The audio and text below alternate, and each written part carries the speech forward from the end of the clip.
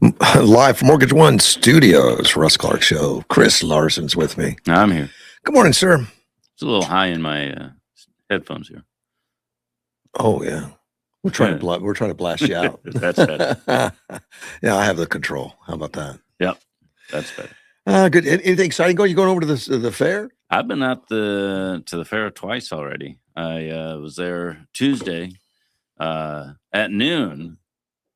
They opened at 3. Yeah. Tuesday's the only day that they opened at 3. But you could have come in. You could have come in and watched the stock stuff. Yeah, that's the back door. But and that's for the animals. That's where I went in because that was the only place to go in. Yeah. All the shifts for the Republican booth are started at noon each day. Right. But that day it wasn't open yet. Just a slight mix up in the schedule. That gave me time to wander around and talk to all the other booths. Yeah, I talked to the cinnamon roll guy. It's a beautiful day, but don't talk to cinnamon roll guy. You gain 5 pounds talking to him. It was really cool learning about the history of that. It's his great grandmother's recipe. It's a family owned thing. I'll bet they take in more money at the fair than they would at any time of the year. They tour the different fairs. Oh, they go with the fairs. Yeah. Oh, okay. Yeah, they toured the different fairs throughout Southern California. That's a multi-million-dollar business. He said Yuma is the biggest booth they have in all the different fairs. Yeah. He this is the first time he's worked it here in Yuma. And he hadn't experienced it yet. Tuesday morning we're talking. And he said, well, they've told me that we're probably going to sell out every night. They do. And, that there's a big line. I said, oh, yeah, you're going to have a line that way and that way. He says, and people, normally will buy, 1 or 2, but here they buy trays. I said, well, yeah, you're in that line that long. You're not getting one. You're getting a whole tray and taking them home. He's like, yeah, I'm not sure what to expect, but he told me the whole thing about his family's bakery on the beach and then, doing these different fairs and stuff, and it's really fascinating to hear. What's a tray cost? It's like $60 or something. 35. Okay, 35. And I exaggerate. I know that because we got it just last night. Well, you can buy the same amount at Walmart for $5. Yeah, but it's not the same. Yeah, and I was talking to Keith last night while I was in line for the cinnamon rolls. He said, well, we already have a Cinnabon. No, that's Cinnabon. This is cinnamon roll. He said, what's the difference? I said, well, that one's corporate. This is fair. There's a difference. Different recipe, different. Yeah. Okay. Yeah. And it's an experience, So it's just something you do. I completely agree. Yeah. But how many truckloads of just raw sugar goes into all that? He said that they'll do 40 batches a night, and it's 90 cinnamon rolls per batch. That's 3,600 cinnamon rolls a night. Yeah. And by the time I got to the counter last night, and he happened to be the one ringing me up, and I said, "Hey, is it everything you expect?" He says, "Man, it's been 3 hours of this. Just you don't stop, no breaks." Yeah. I said, I told you. We hear fair. We say cinnamon roll. Man, why didn't I think of that? I should. I wonder if they'd let me open up a competitor's cinnamon bun right next to it. No, they would not. No, I'm sure the fair. I don't think you'd make it. Well, I don't think the fair would let you. Well, there's a lot of competitors. Yeah, but they're not direct duplications. Not of cinnamon rolls, but Yeah, the food seems to be pretty diverse. Yeah, it's not everybody doing the same thing. Yeah, we always do the tri-tip from the Rotary. Yeah, and we'll get the roasted corn, Cameron sausage with a different Rotary. They do different stuff. You do any rides or anything? I'm not much into the rides. I love. I take the kids. I love taking the grandkids, but I can't because I had that heart procedure done. Yeah. That's on the top of the list on the warnings and all these rides. I'm healing for the next 90 days. I mean, I'm fine. I don't have any problems. Right. But I could. Yeah. Because my heart's still healing. I don't think I want to go on the zipper. Right. Well, and like amusement parks, like Disneyland, things like that. I love the rides. I'm all over them. But for the fairs, it's just there's different kinds of rides. They just don't really. I sat with the grandkids, and they're screaming and having fun. And Grandpa's is one of the few that's brave enough to go with them. Well, yeah, and I took the kids on the rides when they were younger, and they Yeah. they needed an adult, and I wanted to introduce them to this. So, oh, it's not, it's scary, but that's part of the fun, and get them on there. Yeah. Then when they got older, and then They're gone. they took off on their own with their friends. My and stuff, grandkids are still low. I kind of got out of the habit. Then, My grandson's 3. I can't even get him on the scary ones, right? It's Dumbo. My daughter, we were there last night, and they've got one of those walk-through ride things, and they've got the haunted house, the haunted house one, yeah. And they have this big, scary-looking creature on the outside of it, and my 3-year-old said, "Grandpa," well, she calls me Draka, "can you take me to that?"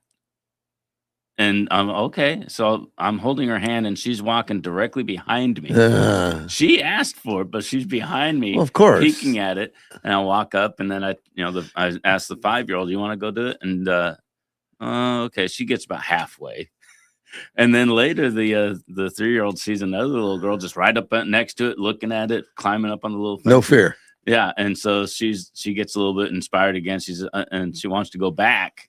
But this time she goes back with just me behind her. Right. And I was so thrilled to see the courage in this 3-year-old. She's clearly scared. It just grew up differently, but she wanted to do it. I was awesome. It was awesome. Yeah, my kids weren't scared of anything. There's pros and cons to that. Man, they lived through me. They're nothing bothers me now.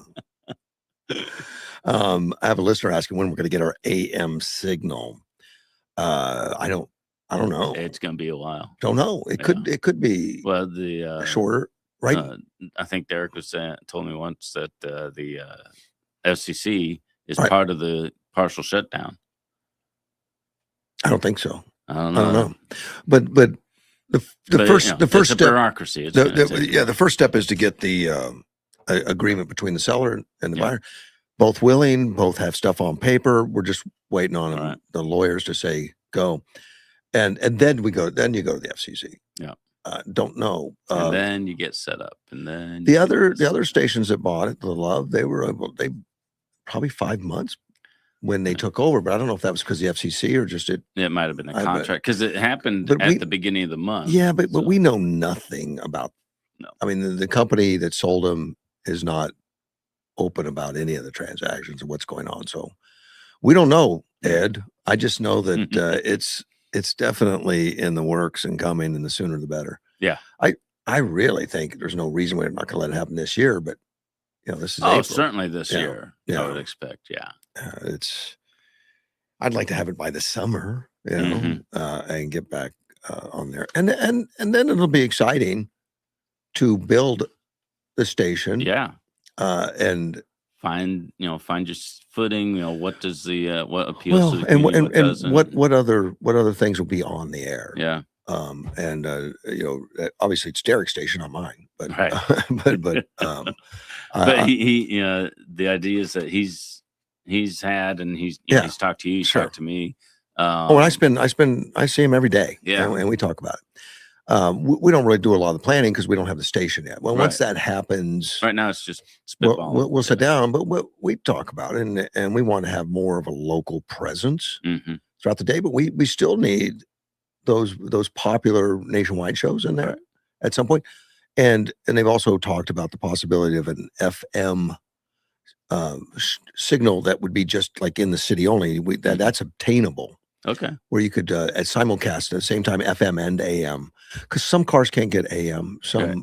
My radio is trashed. It does not pick up AM at all. Yeah, but they pick up FM usually. Yeah. And the FM signal would be interesting because it wouldn't be like a huge signal off Telegraph Pass. It would be just maybe 10 miles or so within the city.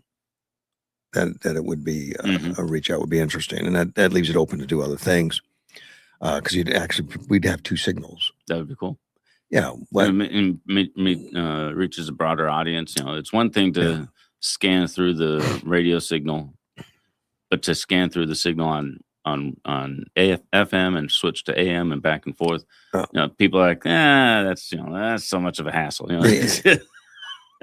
True. It is, yeah. But the AM signal reaches hundreds of miles. Yeah. It goes into Mexico. It's in California. You know, on a good day, you can get to Isla Bend. Yeah. And I say good day seriously. I mean, it's a weather restrictive. It is, yeah. On AM. Yeah, and you know, I've heard of cases where AM has bounced through a weird weather condition and been heard thousands of miles away. Oh, that's absolutely true. Yeah, there'd be people in North Dakota that could pick us up on some kind of skipping or something on the atmosphere. I don't know exactly how that works, but don't count on it. No. It doesn't happen. It doesn't happen every day. Yeah. Well, I like the ones where you skip it, maybe pick up a station and broadcast it 20 years ago. How about that? That's cool. No, that doesn't really happen. But it makes great sci-fi type movies and stuff, you know, talking to somebody in the past. I've always envisioned, what do the aliens think of us? You know, they're picking up stuff from, 50, 60, 70 years ago. I don't think they've identified those aliens yet. I don't know if they're getting AM. Well, they know us. They've been watching. Digital price tags. You know what that is? No. Well, you know, I've worked retail as a kid off and on, and we used to have a little pricing gun that put a little sticker on every single product, every single one, every single one. And you know, I worked convenience stores and all that stuff when I was a kid, and then in modern times that's gone away pretty much. You don't see it much. I mean, it's still out there some little places, but it's gone. And now it's basically a price on the shelf. UPC. Oh yeah. Of itself. And UPC is how we check them, you know, and then you can go in places like Walmart or something, and I think they have it, but you can pick a product up and there's little stations all throughout the building that have and check it. UPC checks and all that. But now the price tags on the shelf, some companies like Kohl's have gone to digital. So that the shelf price doesn't have anything on it until the computer says, make that this, make that all that stuff. Have you seen that? Yes. Well, now more and more people are doing it. In fact, Walmart is looking at doing that completely. And that would take away all those guys who have to run down and reprice everything. Which is a lot of man hours. The register. Well, it said such and such on the shelf, and okay, and they have to go see what it was. And this will be computerized. It'll be in the computer. They can look at it. And then they can change it. On the fly. You know, they could see you start to reach for the salad dressing and go, boom, then it just went up $1. Right. It could have. I mean, I don't think that's the intent. Not likely. But now the legislators are all looking at this thinking, is this legal? I can't imagine why it would not be. Well, there's legislators that are making digital price tags illegal or ban them. And one of them is the state of Arizona. Huh. It's partisan. Which party do you think wants to ban digital pricing? You don't seem thrilled with it, so I'm going to guess the Democrats. See how you are? But it's also a crazy idea, so that also leans me towards the Democrats. I'm a free trade guy. Yeah.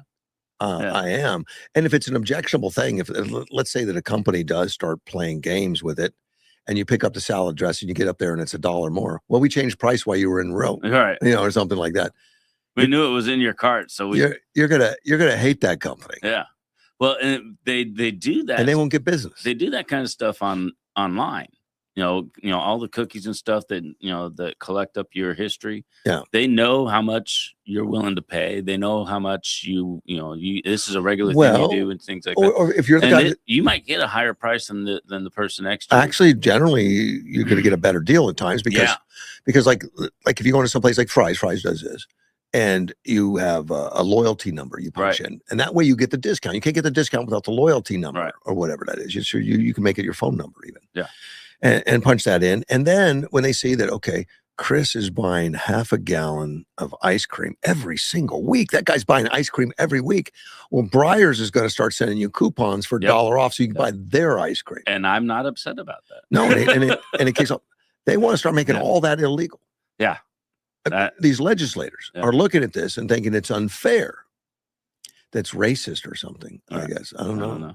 But now and they also at Fry's, you can get what they call digital coupons. Yep. In other words, they're not going to print them.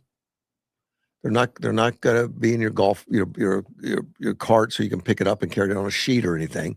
You can take your cell phone out, scan the digital coupon, and by the time you get to the register, it's already logged into your phone number. Yep. Yeah, we do that all the time. Yeah. Yep. They want to outlaw that. No. Yes. It's great. I know. I don't want to outlaw. But here's what they say. And that actually gets us into the store. I know. We look at the ads, we look at the digital coupons. We're like, hey, it's a good deal at, at Fry's. We go to Fry's. Helen does it all the time. I mean, that's the whole point of the. She enjoys the shop. Looking for the deals. I don't know. There's an endorphin, or when you get to the end and it's $150 in groceries, and you see cling down. Okay, 130, 125, 120. Like I saved all this money. Yeah, my mom was coupon queen. Would, and in the commissary in the military, you'd walk in and there was a bin where people would leave coupons. Just off of it. Yeah. Okay. And so we would start looking shopping, through it.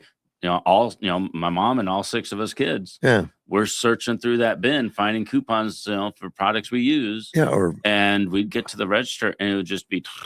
Sometimes the deal's so good, you'll buy something you don't like. Yeah. I think it's a great idea. And, people are saying, well, they sell your data. Okay. That's another stream of income for them that they don't have to take out of me. Right. I'm okay with that. And you're getting better deals. Better service. Yeah.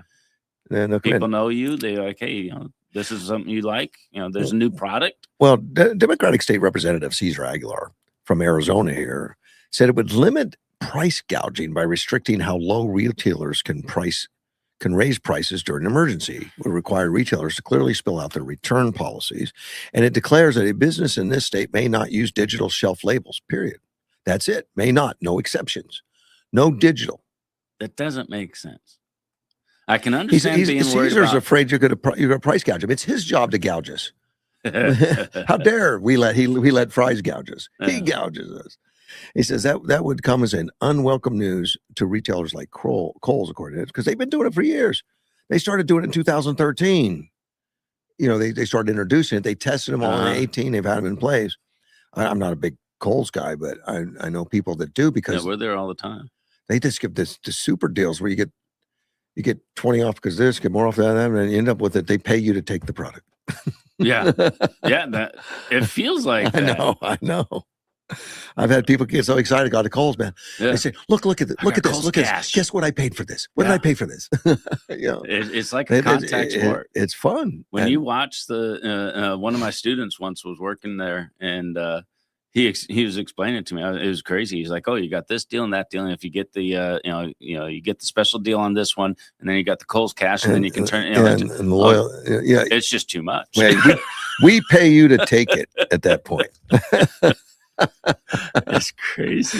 Well, it gives them a lot of loyalty. Yeah, and I'm sure they're making money on it. Yeah, but they're making it fun, deals. You mentioned Kohl's, and we've been in there we are in there all the time. And, my wife will be like, what do you want to do? I don't know. I don't have anything to do.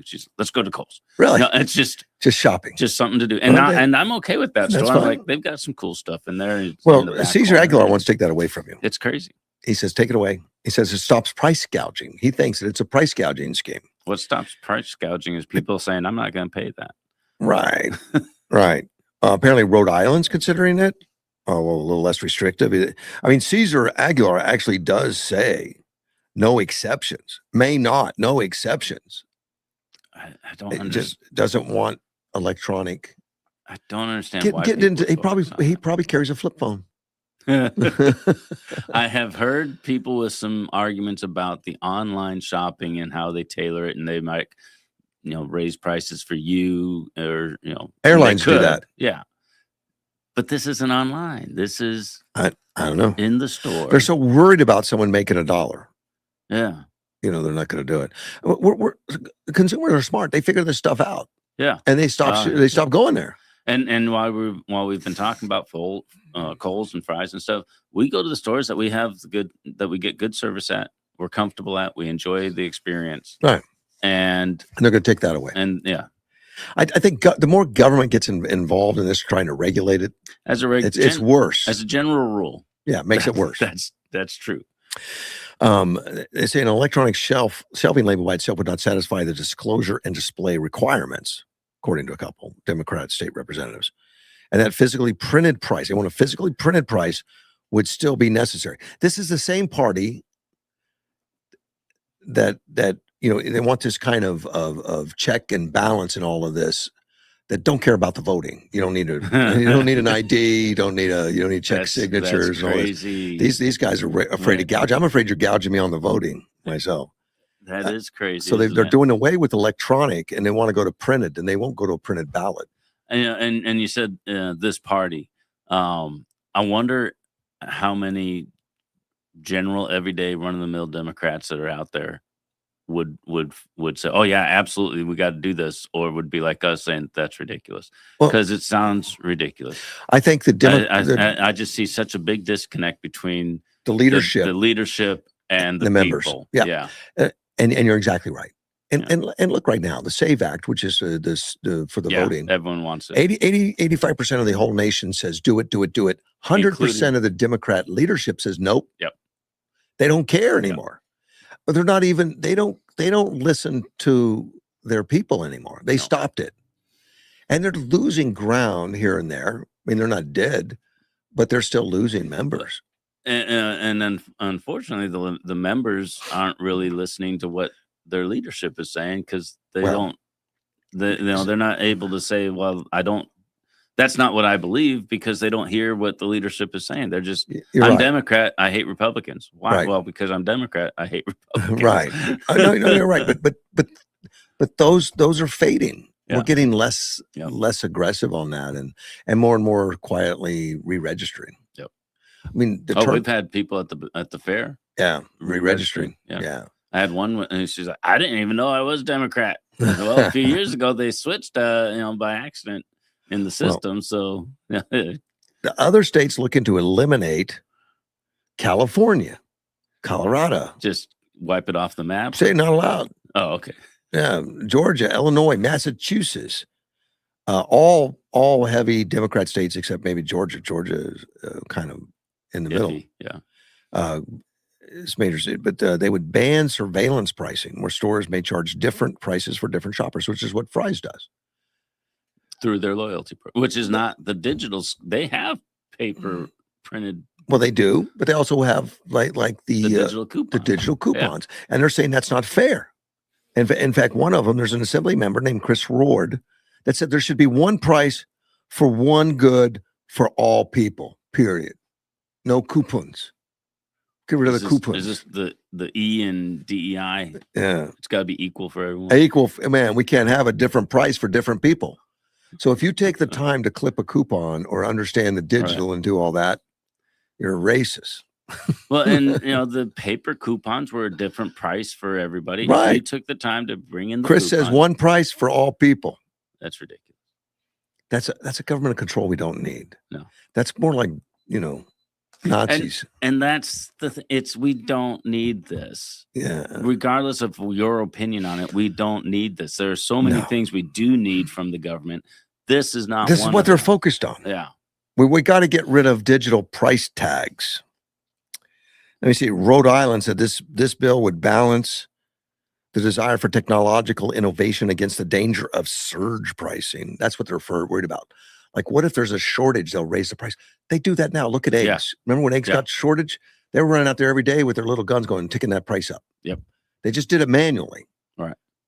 Well, I've even seen, on the shelves, where somebody wrote through it with a Sharpie. Kept marking it up. And they're like, nope, that's a different price now. Yeah. And we understand that, but it would still be the customer's option of, I'm not going to pay for that. I'm going to wait till next week when the price goes. Well, Rhode Island says that they could protect themselves by, even if they had digital pricing, they would still have to have a physical price tag next to it. What these are great for business. Yeah, price gouging in emergencies is already dealt with in the law. Sure. We don't need another law. But if there's a real shortage, there's no law that says you can't raise the price. Exactly. Right. Nixon tried that. Nixon tried that. He did price fixing back in the 70s, where he said nobody can raise any prices. So Some companies just stopped selling items. Yeah. Like if it cost you more to buy it than you had to sell it for, you just don't buy. Can't do You it. just Yeah. we're not selling that anymore. Other companies got very creative. I remember Home Depot was selling lumber, like a 4x8 sheet of plywood, and it got to be where their price was more than they could sell it for. Mm-hmm. So what they did is they took a drill and drilled a hole in a corner of all of them, and they changed the product to a pre-drilled plywood, which was more money than regular plywood because it was pre-drilled. That's funny. So it was a new item Yeah. that they brought in. Yeah. Like regular plywood is $20 a sheet, pre-drilled is 30. Yeah. Yeah, they added something. That's funny. It was funny. Well, they had to do that to survive. Yep. And people wanted plywood, they couldn't supply it. I'm not going to take a loss for every sheet of plywood I sell. Right. Well, pre-drill it. All right, we'll drill it. It's and those kinds of stories come up every time the government gets involved. Yeah, they have to find a way to make a living, to find a way to work around. And if you want prices to stop going up, control the economy in better ways. The marketplace is going to take care of itself. Yep. If there's a company out there gouging, eventually you'll see a sign go up, say, out of business. Yeah. Well, and that's how the little guy comes along. Yeah. The big guy gets complacent and greedy, right. And the little guy's like, well, I'm going to move into that slot and I'm going to take my market share. Right. And the other guys either wisen up. McDonald's is doing that. Their prices have been going up and up and up. It's just insane. I don't go there anymore. It's just crazy. But what they've done is they've realized, oh, we're charging too much. People aren't coming in. So they've got the cheaper menu, $5 for, these items here. But even that is, I now you're limiting my choices. I don't like that. So they're still trying to figure out how are we going to make this work. McDonald's used to be the quick, cheap option, and they're not anymore. And they're I understand they're adjusting. Yeah. I went to I had this. I usually go home for dinner or lunch during the day. I'll go home for lunch. Just have lunch with Helen. Right. I couldn't do that yesterday. I had some meetings, I had some things going on, so I went to the BK Lounge, which I haven't been in a long time. Burger King. Okay. And I thought they made a mistake on the bill. I said, no, this can't be right because I just got a regular meal, right? Whatever, and it was $8. I'm like, I know it's got to be more. I mean, I ordered a meal. Yeah, that's right. For $8 because it had gone up to $12, $13. Yeah, I was confused, so I got back to the shop and I told the people, at the shop that eat out all the time. I don't. Yeah. I said, I think they made a mistake. Look at this. It says, yeah, that's about right. They lowered their price. Yeah, I had no idea. They lowered the price. I had no idea. Yeah, I was, and I don't go to the fast food. I go to Del Taco quite a bit, but I don't go to McDonald's and stuff like that very often.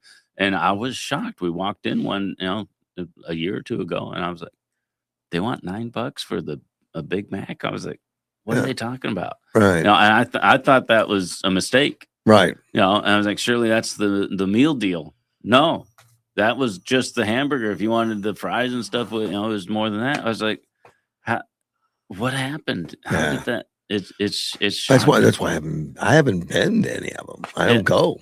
I'm healthier to eat at home anyway. But. Yeah, and that I mentioned Del Taco. I'm not being sponsored by them, but anyway. I don't know they're not a health food store, but it's quick. It's relatively healthy. It's got the lettuce and vegetables and stuff in there, and it's low cost. I'm not going to say cheap because that has a intonation to it, but it's really less expensive, and I like it.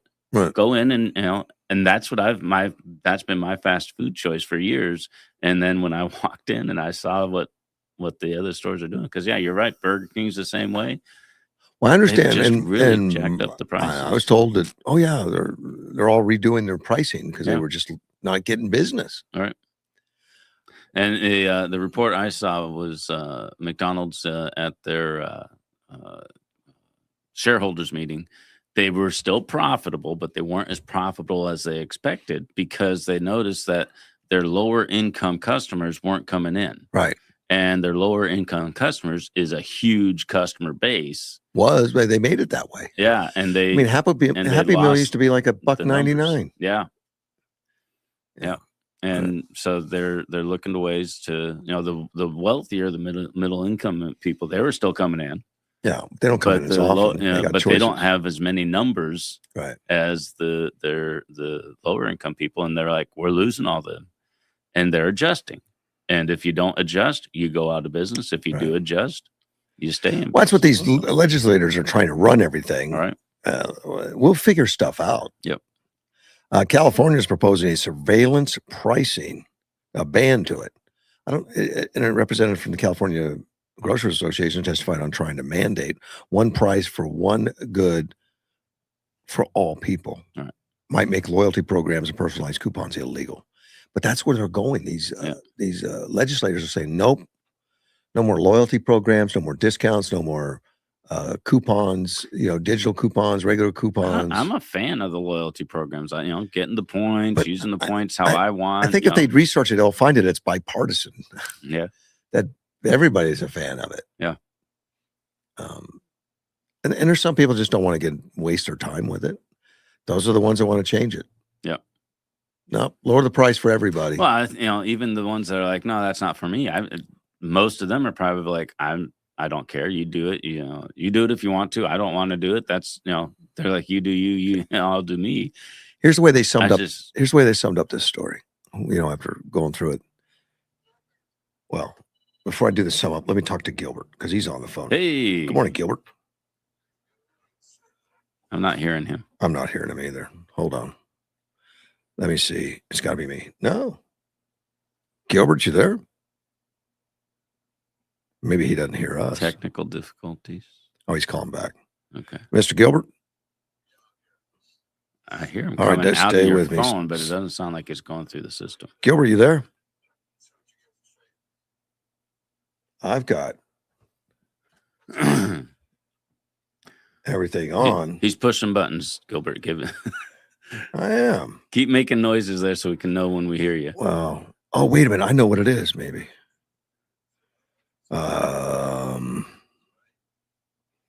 I've been using this. Yeah. Okay, now it should be there. You there, Gilbert? Sir? Hey, I'm hearing something. Gilbert. Okay. Hey, there he is. It was a technical problem by the operator. What's up, buddy? You know how I call about humor? Yeah. My humor this morning is the president was talking about all the oil America has. Right. Correct? Right. Right. And we're not getting any oil from yonder. Correct? Correct. Didn't he say that? Yeah. He said that last night. So why are the prices of oil, gasoline up in America? Great question. Greed. It's greed. It's all greed. Yeah. The American oil companies are greedy because they said, "Hey, we can make money." I'm greedy too. But look, they go by market price, whatever the market price is. That's it. I understand that, but what I'm saying, with all the oil that we have here, we don't get no oil from anybody else. As a matter of fact, we can get more oil from Venezuela, yada, yada, yada. Why are the gas prices so high in America? Because we go by market price. If you pull it out of the ground, market price $100 a barrel, you're getting $100 a barrel. Market price is 50, you get 50. If market price goes down to 20, you're crying and say 20. It's okay. Market price, I understand all that stuff. So why is the market price $100 a barrel here when it shouldn't be? Because we're not getting that oil from the Middle East. Well, the oil that we get, other countries could want to buy that too. So, even though there's no shortage here, if we try to sell it lower, then the other countries are going to say, "Hey, I want to buy that," and it's just part of the global market. Then still, it's going to raise the price. It's you all do that, but it's greed. Okay, let me ask you though. Let's say you put your Harley on the market, and somebody offers you $10,000 for it, but somebody in Japan says, "Look, I'll give you 20 for that Harley." But the only difference is we're not at war with Harley Davidson. I think you're greedy. You know what I'm saying? Yeah. Hey, I could have sold my 82 Harley. Remember my 82 Harley Davidson I had, the shovel head? Yeah. When I sold it here in the States for $8,500. Yeah. And I got it. I paid $2,500 for it with the trade-in in 82. Right. But a friend of mine came and talked to me. Says, "You know what? This is after I sold my shovel head." He goes, "I can get 13,000 for that shovel head in Japan because they want shovel heads." Right. Yeah. They like American Harleys for some reason, or they did. Yeah. But it was a different thing. There was no war going on. It wasn't greed. It was profitable. What I'm seeing the oil now is pure greed. Well, he was boasting about all the oil we had. We don't need the oil from nobody. Blah blah blah blah blah. Right. As an American, I'm going, wow. Why am I paying so much? These companies are putting in hundreds of billions of dollars of infrastructure, and they got stockholders and all that. They're going to get market price, whatever that is. Yeah. Yeah. I they're going to have good years and bad years, like farmers have good years, bad years. And if they get a year where there's a shortage of lettuce and lettuce goes up to $20, $30, $40 a box, that's what they're going to get. They're not going to say, nah, I should only get 20 because I don't want to be greedy. Because they have good years, and some years they may get offered 5. Yeah. But I just had to complain. Hey, Russ, what's your stance on all the flies they're talking about in County 19?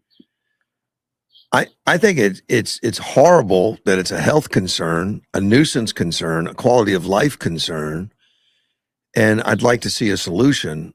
I don't know what that is yet, but that's the dumps down there that are taking on sewage from California and making a lot of money. I mean, it's greed, making a lot of money. Put that in there.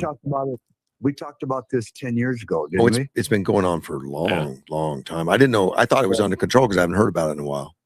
No, and what's really funny is apparently someone said the reason we having all that fly infestation right now is because they're not turning over the ground. They're not tilling the ground good enough. Oh, it's the farmers? No, I don't think so. I know that. But that was the excuse someone gave. Yeah, is what I'm saying. I heard this yesterday, and I was laughing my butt off because the reason we're getting the flies right now so early because it warmed up early.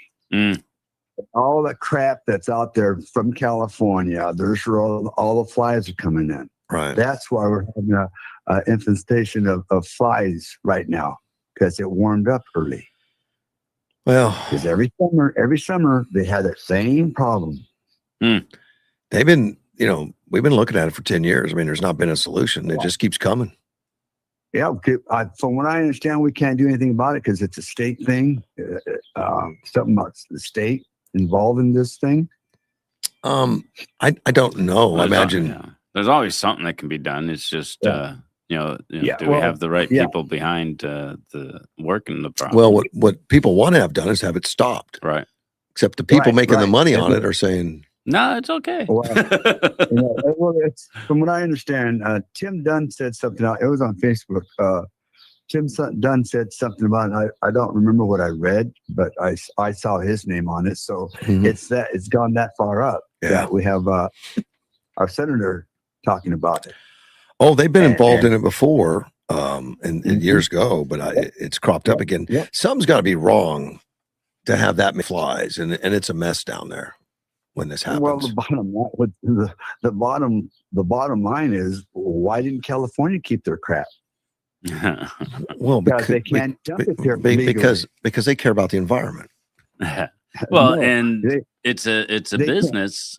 They proper deal here in Arizona because California prices on everything are crazy. Well, no, Chris. I think it's regulation. You think it's regulation? It's a regulation. They are. No, it is true. That's why they can't dump in California. Well, and that's true of a lot of the industries. California overregulates everything, so people get out of those regulations and come to Arizona where things are less regulated, as they should be. And I said it from the very beginning with this, when this was coming up. Why are we accepting crap, what it is, human waste, from California, when California does not allow it to be dropped in their land? They're paying us. They're paying us money for it. And you're right. Yeah. California regulations, I imagine, make it a tremendously expensive deal to do that. Although they'll let you put it on the sidewalk for free. Oh yeah, and your needles. Yeah. You can dump it on the sidewalk, and if you say anything to anybody that does that, then you're a racist and you're harassing them, and you'll be arrested. Did you know that? In San Francisco, you can't harass a homeless person. Yeah. And I got one more thing before I say goodbye. Yeah. So what's your take in the city of Yuma going to San Luis for their city council retreat? I think it's wonderful. Okay. Well, they go all over. The idea is to get it out of the city so that they can't say, "Oh, let me just run home real quick. I got to grab something." Just to put somebody away. San Luis is not far enough away, but sometimes those retreats are up in near Phoenix and stuff. They're all over the place. Okay, I you're right. They've gone to Phoenix once, but when have those cities come to Yuma? I don't know. I mean, we have had organizations come to Yuma. Mm-hmm. No, well, I'm talking about city councils. Well, city councils. I know there's government organizations that have come to Yuma. I'm talking about city council. I don't know. I'm not aware. None. And why would we go to California? Take our money to California like they did last year, the year before. Yeah, they did that once. Council retreat. Yeah. Well, because they didn't have any flies. But I have a problem of Yuma going to San Luis or any place to do city council business. Well, it's done that. They do that for a reason, to get them out of their environment, to get them isolated, to make sure that they're focused on what they're doing. I mean, it's a common practice for businesses and others to have a junket somewhere away. You're telling me our city council members can't go into the pivot point to have a city council retreat and not be focused? Is that what you're saying? I'm saying that it's a common practice because you're more focused. I don't know, in a new environment, going to a strange environment.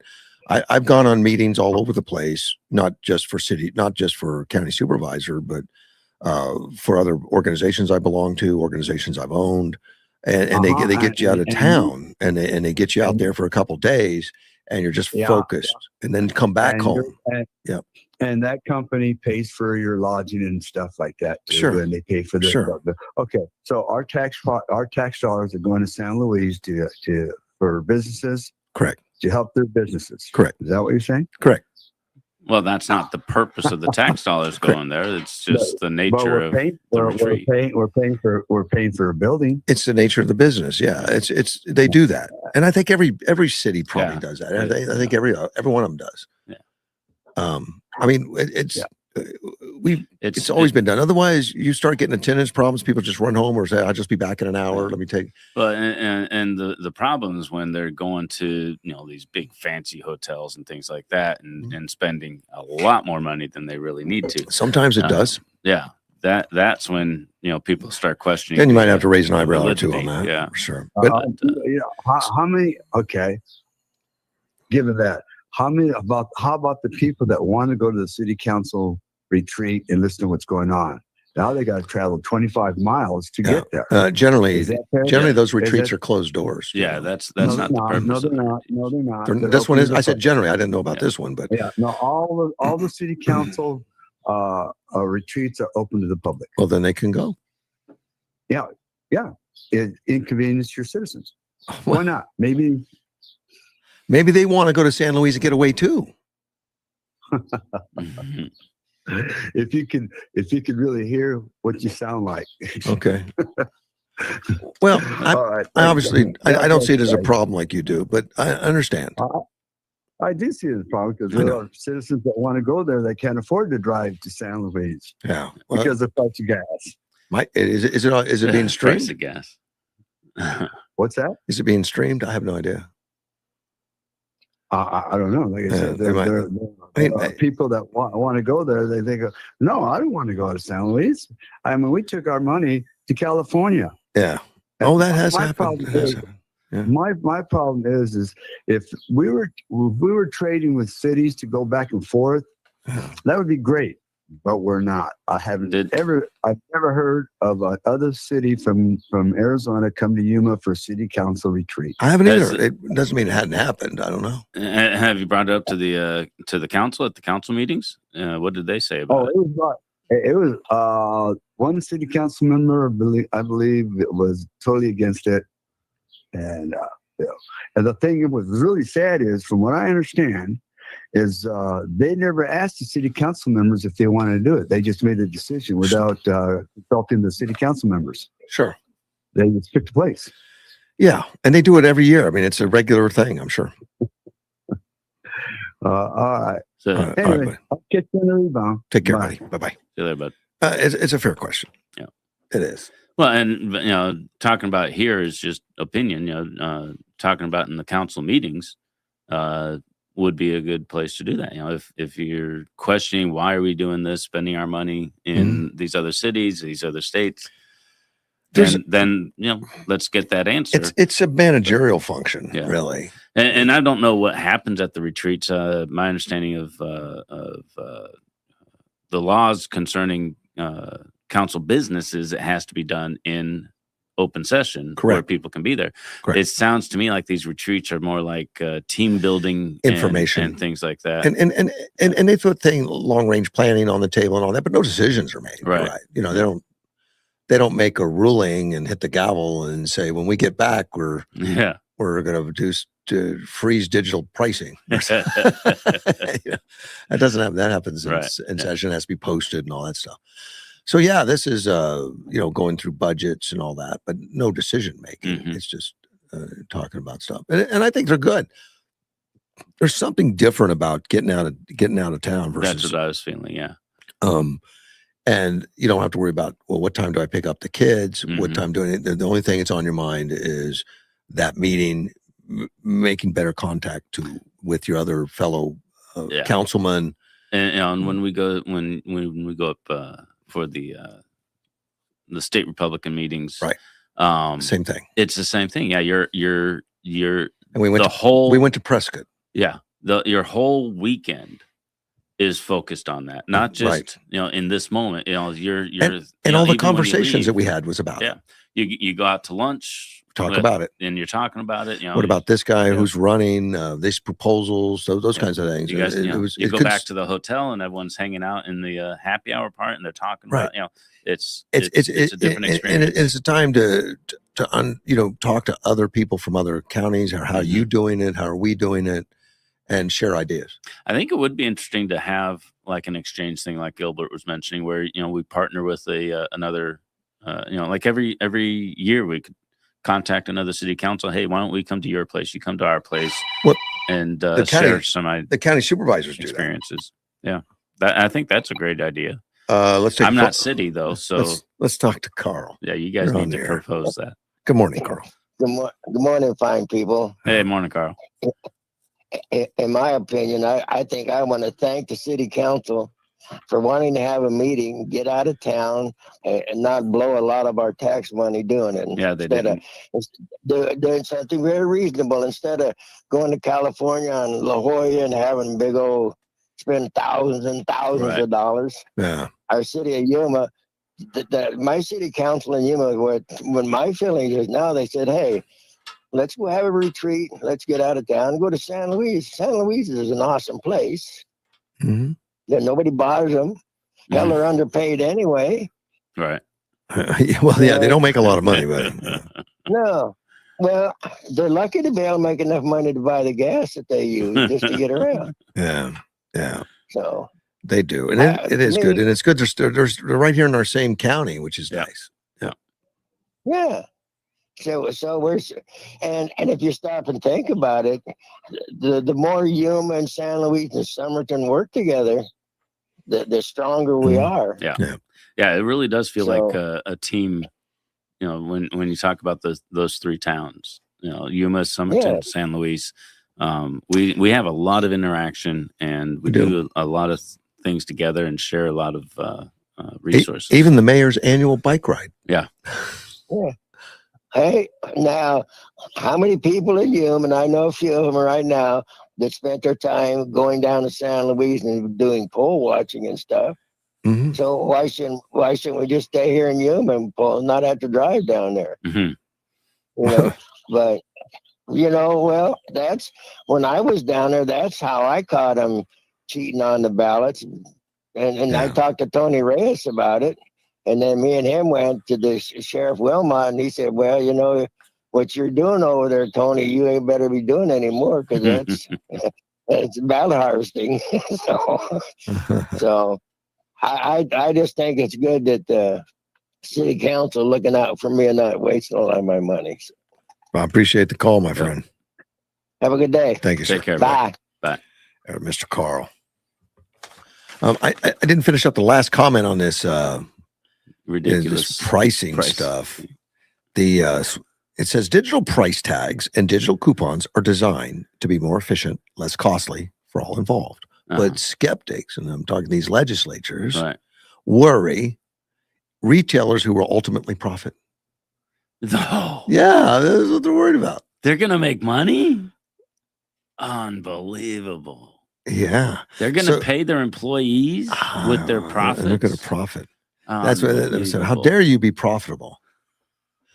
They say, and then they sum it up by, we may soon find out whether the marketplace or the legislatures will be the ones to decide, and that is what we're at right now. Right. The marketplace or the government should always lean towards marketplace. Yeah, and there may be an exception, but I can't think of one right now. But we need to lean towards marketplace because shoppers are smart enough to get away from somebody gouging, right, and to go to somebody that's not.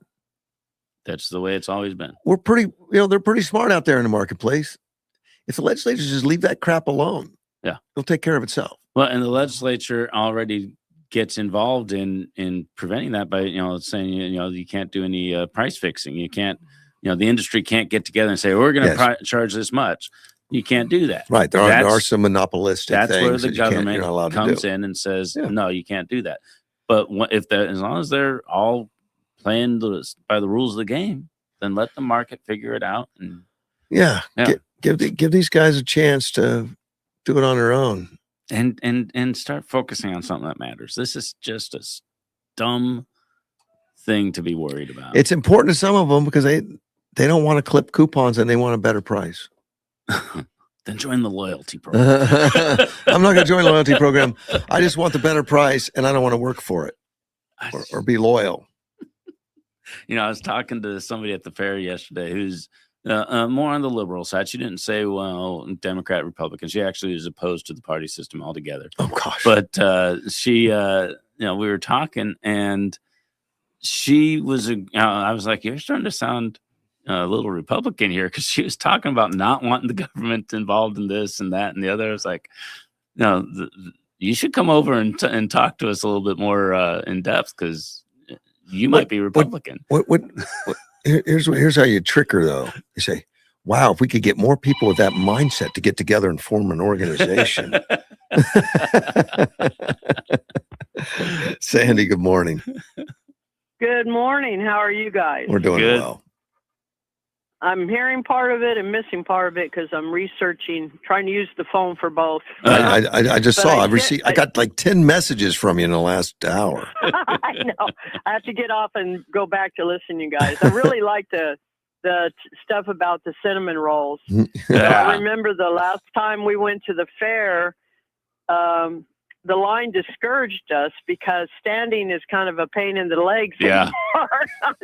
So we ended up not. But they really are good. I think in a way they're worth it. You all stop it. You just need to get somebody to stand in line for you. Hey, that's a new business opportunity. I'll stand in line for the cinnamon rolls for you. What do you want? What do you want? Like one cinnamon roll for doing it or something? Pay me in cinnamon rolls. That's worth it. Well, I sent you something that's really good. It's a joint statement from Speaker Johnson with Thune, And they've decided to, like in my own words, and you might want to read it and then explain it to people or read it to them. Okay. But basically, they've given up on the Democrats trying to cooperate. And they've worked with President Trump, and this is how they're going to resolve it. This is just a short part of it. Yeah. They're going to use 2 parallel tracks through the appropriations process and through the reconciliation process. Right. So they'll take care of it, and they're even going to have it for like the next 3 years or whatever. But you might read it. I don't know if everybody in the audience would want to hear it. You know, I don't know if they've got it, but it's well written, and I'm glad they're doing it. Yeah. I honestly wish they'd given up sooner. Well, I think I think everyone had given up on the Democrats cooperating except Thune. Yeah, Thune has disappointed me, Yeah. and he's got to do this just to save his hide, because people are looking at him and realizing He's not you're doing a stumbling his job. block. Yeah. I didn't see where they put in this, Sandy, and I went through it real quick while you were on the phone, but I didn't see where they put anything with the Save Act. Oh, let's see if I. No, I've got it. I read the whole if I thing, but found it didn't say anything Okay. about the Save Act. Well, she was saying for the next 3 years, so I think they're talking about just like in general. No, I didn't talk about the Save Act. I'm sorry. No, I mean This is for the DHS funding. But Trump had talked one time about putting the Save Act with the DHS funding at the same time. Oh, well, put he to didn't. to the That's CR. not mentioned in here. That No. doesn't mean that it's not included, but Okay. when I read the whole thing, I didn't see any mention of the Save Act, but that needs to be done too. Yeah. That's a good point. I wish it was included. And the Save Now, Act I don't was know how to. Yeah, the Save Act was part of the conversation because that was going to be the deal. Right. You know, you pay for, let's open up funding for DHS and do the Save Act. Yeah. But these guys are saying, no, we're not going to worry about cooperating. We're going to do the DHS. We're going to do the Save Act. We're going to just get things done. But the Democrats are not going to cooperate on No. the DHS, is what I'm saying. No. But we don't I'd forgot about the Save Act. Bad on my part. Yeah, I was hoping when I read it, it I included wish that. Was Yeah. included. I don't know how to find out if it is. Yeah, and I haven't read it, but I it sounds wish they like would include it too. Yeah, we're going to stop dealing with them. We're just going to do it. The problem with the CR is that it's got to be a budgetary item, and the Save Act, as it's written, is not. They would have to add something to it to make it a budgetary thing. Mm-hmm. Maybe that's the stumbling block there, but they need to do something like that Mm-hmm. because they're just not going to cooperate. No, they're not. And what I wish people would understand is this disrespect for the voting public. We voted for our border to be secure. That's why President Trump won in a landslide. We voted for the illegals to be deported. Right. And not just the criminal illegals, the illegals to be deported. Well, the Democrats are fighting to keep the border open, and they don't want illegals deported. That's why, they put their little crowd that they fire up. And I hold them responsible for these people like out there causing all kinds of difficulties. And then one of them tries to run over an agent, so he protects himself by shooting her. Another one comes causing trouble all the time and has a gun there. Yeah, one guy sees it and says, gun, and maybe an overreaction there, but still, it's because they rile up their base. Mm-hmm. And I know part of it's because they pay people. Yeah. And that may be the biggest part of it. But they're actually, and they've been doing it for a very long time, they rile up their base because they want to cause problems. And then sometimes that base turns on them and eats them. But, I'd really rather their base just keep turning on them and leave the rest of us alone. That would be nice. And leave our people alone that are just trying to do their job. But yeah, it'd be neat if we could find out if Russ, you're right, if they could figure out how to include that too. Because I don't know if they were only allowed one more reconciliation or not. Well, they could lump them. When I saw They could lump that, them it was together. like, yay. Yeah. Well, I know, but how have they forgotten? Like Sandy forgot. No. Surely they haven't forgotten. They have not. It's still But- top of the list for Trump, so they're not going to forget that. Well, and Trump's got to make sure and say it to them. Did you hear his speech last night? I did. And it was very good, I thought. I thought it was very good, and it was very much just a single mat. It was just on Iran. No, he didn't water it down by anything else. It was all that. And right, and I liked a comparison with the length of time, that's been invested so far versus World War I, World War II, Korea, Vietnam, Iraq, and I think there might have been something else. I think it was about trying to help the public understand, because we're like me. Sometimes I'm like this too, and I have family members that say you just want things done real fast. It's almost like we have the movie show mentality where a crime's committed and they solve it in 1 hour, and you know what I mean. Yeah. So, and I have relatives that'll tell me that, just, hey, you just want things done faster. And yeah, I do. I really do. But you guys are right. You're telling me true. And they're saying, well, it takes longer. And then later on, they'll say, see, told you so. So I'm just glad they finally done something. I wish they had done it sooner, but in a way, maybe that it's better that they gave the Democrats the time. Other than what really bothered me recently was like Matt Towery, who, is a pollster that Sean Hannity speaks to, was talking about how the Republicans just don't fight back enough, and that a lot of the public blames the shutdown on the Republicans and President Trump. So he had something like 60%, 63% of the public thinks it's Trump and the Republicans when it's the Democrats. And he said they need to get out there and do a better job getting the message out through all sources, like the networks, all the social media sources, and they just don't seem to fight back. And I know Speaker Johnson does a better job than Thune.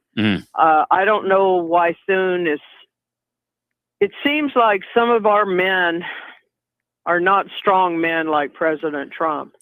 And that's an issue. Like, will J.D. Vance, will Marco Rubio, will they be strong men, if they're chosen in the future? I certainly hope the Republican wins and not a Democrat. Because I don't see any Democrat that would put the interests of the American public first. Just like I'm worried about this birthright citizenship, because they're correct. The legislation was just to take care of the children of slaves. That was all the intent was. But unfortunately, our Supreme Court, maybe they're intimidated too. They don't always do what's right.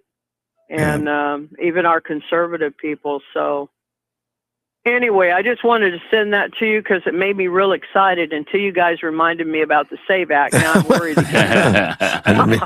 Sorry about that. No, you're not. Well, have a good day. Thank you, Eat a Sandy. cinnamon roll for me. We'll bring it over. Bye-bye. Or 2 or 3. Oh, all right. Take care. Have a good day. But bring one back for Sandy. Yeah, I don't know if it'd make it to her. No, but from what she was describing, I haven't read it. You've been scanning through it. Yeah. It sounds like it's not so much this is what we're going to do for this situation. It's just we're done with them. This is what we're going to do from now on. No, they're talking about this situation for sure, but maybe it's a now on. Yeah, because she said for the next 3 years, that's what they want to do. So and tying the SAVE Act and the DHS was a deal to try to get the Democrats to cooperate. If we're not worrying about them cooperating anymore, we don't need to make that deal. We're just going to get the DHS done. We're going to get the SAVE Act done, and Thune can do it by saying, all right, you want to filibuster? Put your diaper on, stand up, and start talking. Yeah. And if they're not willing to do that, then we're done. If they are willing to do that, all right, let's work through it. But Thune is really, frustrating to me. Just make it happen. And then when they did make a deal, the representatives were like, no, that's a dumb deal. Well, and in this article, it says that they're looking at having the Democrats might finally come to their senses and understand that defunding Homeland Security agencies is beyond reckless and very dangerous. While we hoped they would accept the 60-day continuing resolution to fund the department entirely so that the bipartisan negotiations could continue, it is now abundantly clear that Democrats place allegiances to their radical left wing base above all else, including their own power of the purse, which means open borders, protecting criminals, illegal aliens. That is not acceptable to Republicans in Congress, nor is it to the American people. We cannot allow Democrats to any longer put the safety of the American public at risk through their open border policies. So we are taking that off the table. Good. In following this two-track approach, the Republican Congress will fully reopen the department, make sure all federal workers are paid, and specifically fund immigration enforcement and border security for the next 3 years, so that those law enforcement activities can continue uninhibited. In return, Democrats will once again demonstrate to the American people their support for open borders and keeping criminal illegal aliens in America. That comes from Mike Johnson. That's cool. Yeah, and what's really crazy to me is, they're saying, oh, the DHS and the ICE, and they have to do this and this and this and this and this, and then we'll start funding. But the DHS and the ICE are being funded. The ICE agents, the Border Patrol, they're being paid. The only ones that are being hurt were the TSA agents and things like that, and the people that are in these airport lines.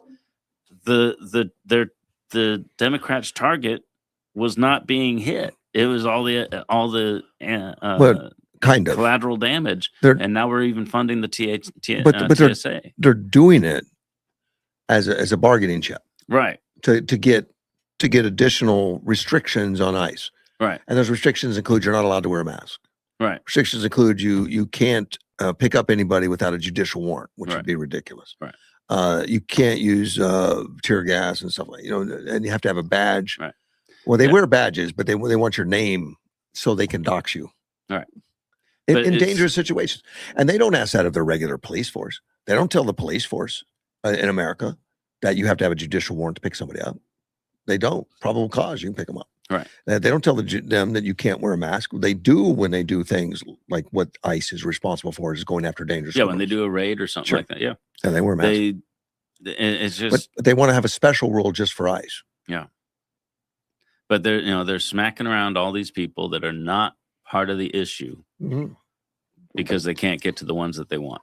Right. And it's just, and then they blame the Republicans. Oh, the Republicans are resistant. Well, and what Sandy said about the polls do lean more Republican as being at fault. Right. Well, I think that's just the Democrats. Stuff, the control of the media. The Republicans in the House passed everything to get these guys funded. It's the Democrats in the Senate that are holding it up. Right. How is that a Republican issue? Well, it's but people don't understand. Here's the way the left's going to look at it. They're going to look at it and say the Republicans are being outrageous with not doing what we want. Yeah. They're holding up the issue. If they would just agree with us, then everybody would get along. Yeah. And the Republicans say, well, if you just agree with us, everyone will get along. Well, and it's easy to say he said, she said kind of thing, but it's not because the House already passed a way to do it. Well, yeah, but it did not include Democrat ideals. And then when the Republicans, the Senate Republicans made a deal with the Democrats, with the devil. It went to the House and the House was like, no, we'll do this deal. So the House is the Republicans control the House and they're constantly putting together something that will. But the deal that the Republicans signed in the Senate would have caused great harm. Was bad, right. and they shouldn't have passed it in the House. I can't believe they passed it in the Senate, right? Because it would have restricted ICE. But the only reason that they did is because the Senate Democrats. It's the Senate Democrats that are holding everything up and causing the problem. You still can't. Make deals that's going to trip up ICE. Right. It's not good. No. I mean, they're not treating them like every other police force. I mean, if you said, okay, every police in the whole United States can't do these things. Right. That'd be one thing, that's different. But now to say just ICE can't do it because they're not trained, which is ridiculous and insulting. Right. Of course they're trained. And they're showing themselves at this airports now they're just regular guys. Highly trained regular guys that can also do customer service. Yeah. and they're have a great image out there doing that. Yeah, and people were saying, "Oh, they're not being effective here or there." It's a new situation. Anytime you alter a system, there's going to be a transition period where you're like, "Well, where do these guys fit in? What can they do? What can they not do?" And there's a period where people are like, I don't know, maybe we'll do this, maybe we'll do that, and well, that's not working, and we'll adjust. And people look at that and like, oh, look, it's they're wasting time and money. It's terrible. No, they're trying to figure out how to make things work when you're holding up the stuff that will guarantee that it works. Stop again, holding things up, and then everything goes back to the way it should be. And so I'm wondering why, if Trump could have just said, well, let's rearrange the money in DHS and pay the TSA. No, why didn't we do that? He would have sooner? done that already. Yeah, if he could. Well, that's what he did last week. He said, because the TSA agents got a check on Monday. I don't know how they funded it though. I don't know which way, but I don't know. They can move. There's some monies to move around, but I don't know how much they can and can't do. The policy for the going after the illegal aliens, they went into the toughest districts first, and those districts, and it just so happens to be they're Democrat. Well, of course they were, and those districts didn't want them. Right. They fought them. They made examples. They transported people in to fight them. All right, and it caused negative headlines. Yeah, they've backed off that now, and now they're in the states that want them, that help them, that support them, and they're getting tons more people deported. Good. Because they're getting cooperation. Good. And there's no headlines of negativity because they just go raid a place, pick them up, send them out, and nobody knows. Right. Versus in Minneapolis and all that, they were falling around, doxing them, doing all kinds of stuff. And I thought, and initially they were going to do that at first. I said, well, you ought to go to the easy ones first, get your rhythm. They didn't. They went to, well, when you want to solve a problem, you go to where the problem's biggest. But if that's, if they don't want the problem solved, all right. That's not the way I did. Live in your problem. We're going to fix the people that want the problem fixed. When I was in business, I worked on the issues that would bring me in the most volume, the most money. Right. Well, the most volume and the most money for the bang is going to be the red states, where you get cooperation and help. Right. And then you go after, the small niche ones that are going to be tough. But they didn't do that. Right. They went backwards. And I I think at the beginning they just wanted to show that we're not going to turn our backs on those people. We're going to help everybody. I think it was all done, thinking, well, the good people of Chicago, the good people of Minneapolis are going to appreciate us cleaning up the neighborhoods, and maybe they did. But the vocal ones, the only one that had the news that we saw, were the angry. Right. And of course, 2 people died, which were martyrs for them. Right. Which unfortunate. They involved themselves and got involved in a situation that was made terribly dangerous by all the bullhorns, the whistles, the screaming, and 2 people died of it. If anything, I think they're culpable. Those protesters adding all that chaos. Oh my gosh, is not good. Yeah, you go into where there's so much going on where it's like that, and then to have somebody ram a car at an ICE agent, you're going to get hurt. Yeah,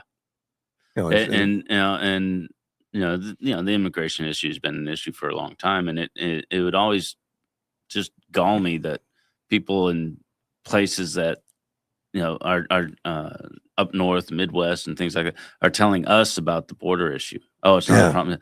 We're on the border. Yeah. We know the border issue, and I know plenty of people with green cards or naturalized citizens that came in legally and did their thing, and they agreed, no, those people are a problem. We need to get them out. We need to clean up I don't want to say suggest that they're dirty people, but just the numbers of people here in this country. They need to be here legally. They need to be participating in the communities the way they should be. We need to get the illegal aliens out, stop them from coming in. And these are people that went through the process, that understand the process, and they're saying it too. It's easy for somebody that's been an American from birth to say, oh yeah, it's terrible.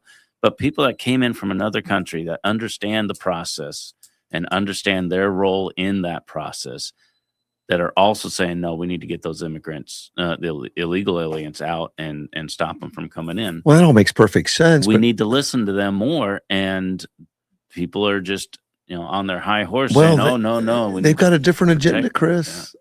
They do. They want to cause some chaos. Yeah. And that's what it did. I want to talk a little bit about the Trump's speech yesterday. Since Andy mentioned it, he said Iran is no longer a threat after 32 days. You agree with that?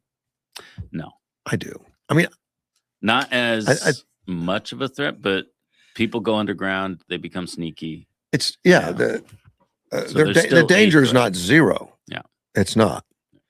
But it's a different kind of threat. They're no longer a huge military power. It's a different kind of threat, but it can be contained more easily. Yeah. I don't know. When people get sneaky and go underground, it's going to be smaller impact for the threats, but I think could be. But they're underground in Iran. As long as we don't go in there and go after them, they were underground in Vietnam, and we chased them into the tunnels for 19 years. Yeah, that was the danger. Yeah, if we're not chasing them in the tunnels, I don't know. We went through those years in the 80s and 90s where we had terrorist attacks all over the place. But we've learned from those times, and we're our FBI and CIA, and they work to stop all those things. Their manufacturing's been shut down. Yeah, for now on all the weaponry. Most of their weaponry's been destroyed, and their communication hubs are destroyed. Their anti-aircraft is destroyed. Well, and their leadership is gone. They have leadership. Their radar's gone. Trump announced who he's been talking to. Not the names. No, he announced. He did. Yeah, there's somebody from their parliament that he's been talking to. Yeah. But does the rest of Iran agree that he's the one that should be talking for them? That's a good question. I don't think. I think it's all just. It's just so fragmented right now, and that's the problem with regime change. You don't know who's going to come up and be the next one in line. So, here's what he said last night. He said, "I can say tonight that we are on track to complete all of America's military objectives shortly, very shortly. We are going to hit them extremely hard over the next 2 weeks. We're going to bring them back to the Stone Ages where they belong. In the meantime, discussions are ongoing. We have all the cards, they have none. American involvement in World War II lasted for 3 years, 8 months, 25 days. Vietnam lasted 19 years. Yeah. Iraq war lasted 8. We are in this military operation 32 days, and a country has been eviscerated and essentially is really no longer a threat." And I think that's true. It's no longer a threat on the scale that it was. No, it's been. He pointed out that the B-2 bombers obliterated a lot of stuff, which they did. Months ago, they did the nuclear thing, and then they didn't listen. They were going to retaliate, and they went in and took out the rest of it. The nuclear sites that were obliterated with the B-2 bombers have been hit so hard that it would take months to clear the nuclear dust. If we see them make a move, even a move for it, will hit them with missiles very hard, which is good. Yeah. But he said we never had a regime change, but regime change has occurred because of all their original leaders' death. They're all dead. If there is no deal, and we're going to hit each and every one of their electric generation plants very hard and probably simultaneously.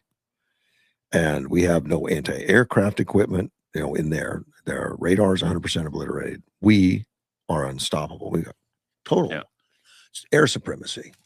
We can fly over all day long, and see everything they're doing.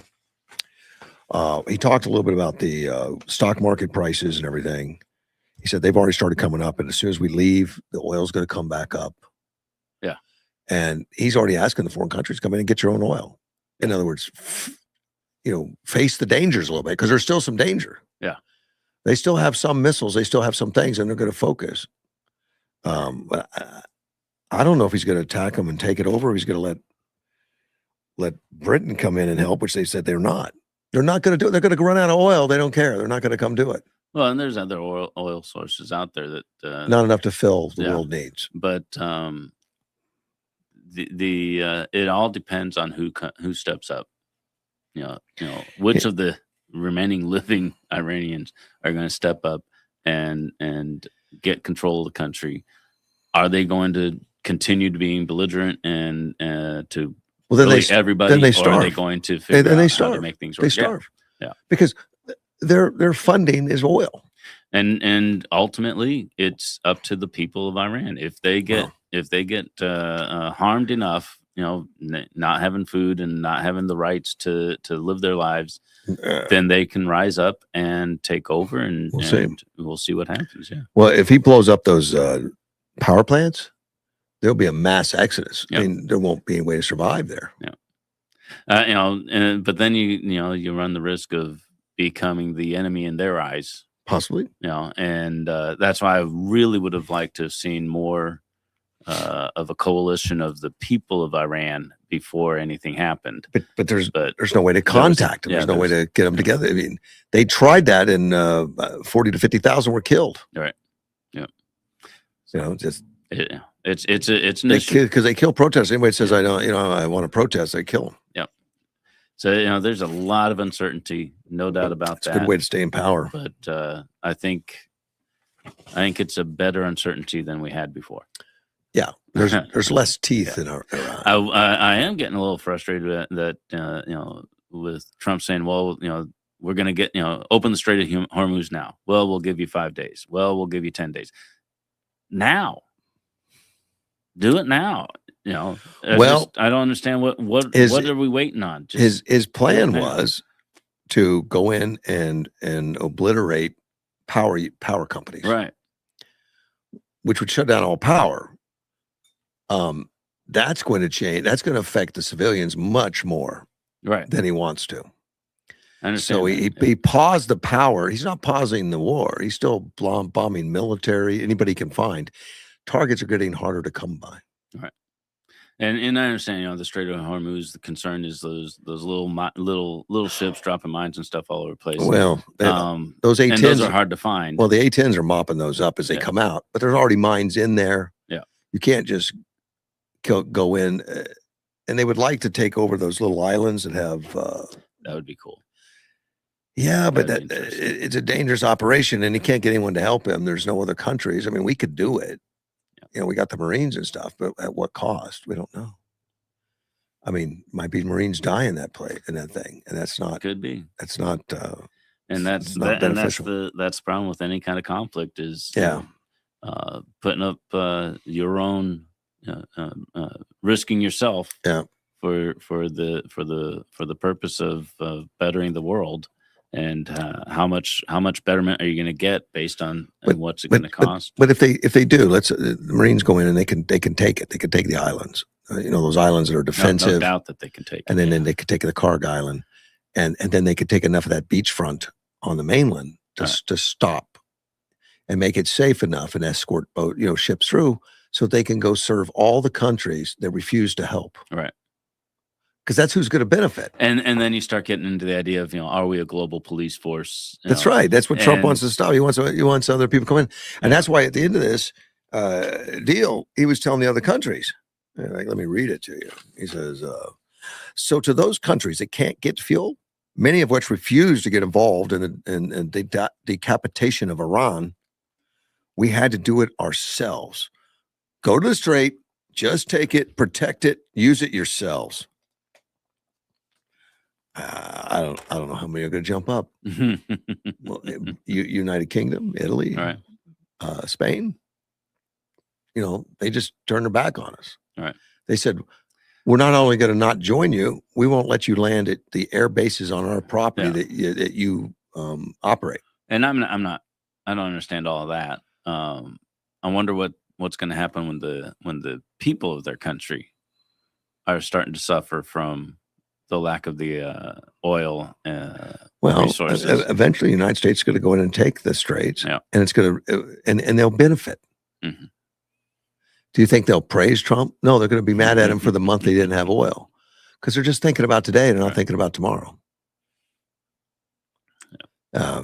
That's the way it is, though. Trump went to the Supreme Court session. Yeah, I heard about that.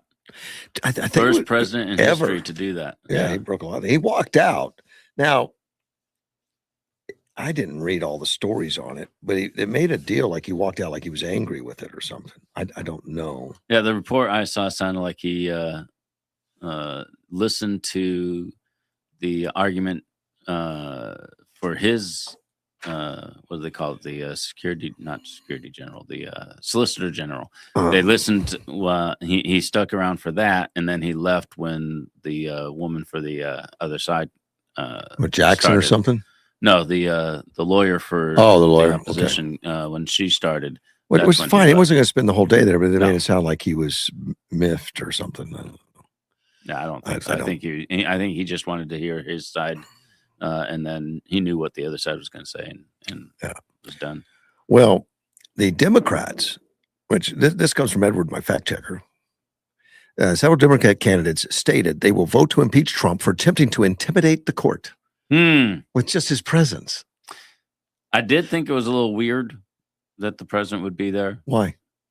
One, there's no historical precedent for it. It's not a normal thing, so it does get attention. I do like. Is that a negative? I like the. No, it's not necessarily. I don't think. Do you think you can intimidate the Supreme Court justice? No, I don't either. I think it's ridiculous. Yeah.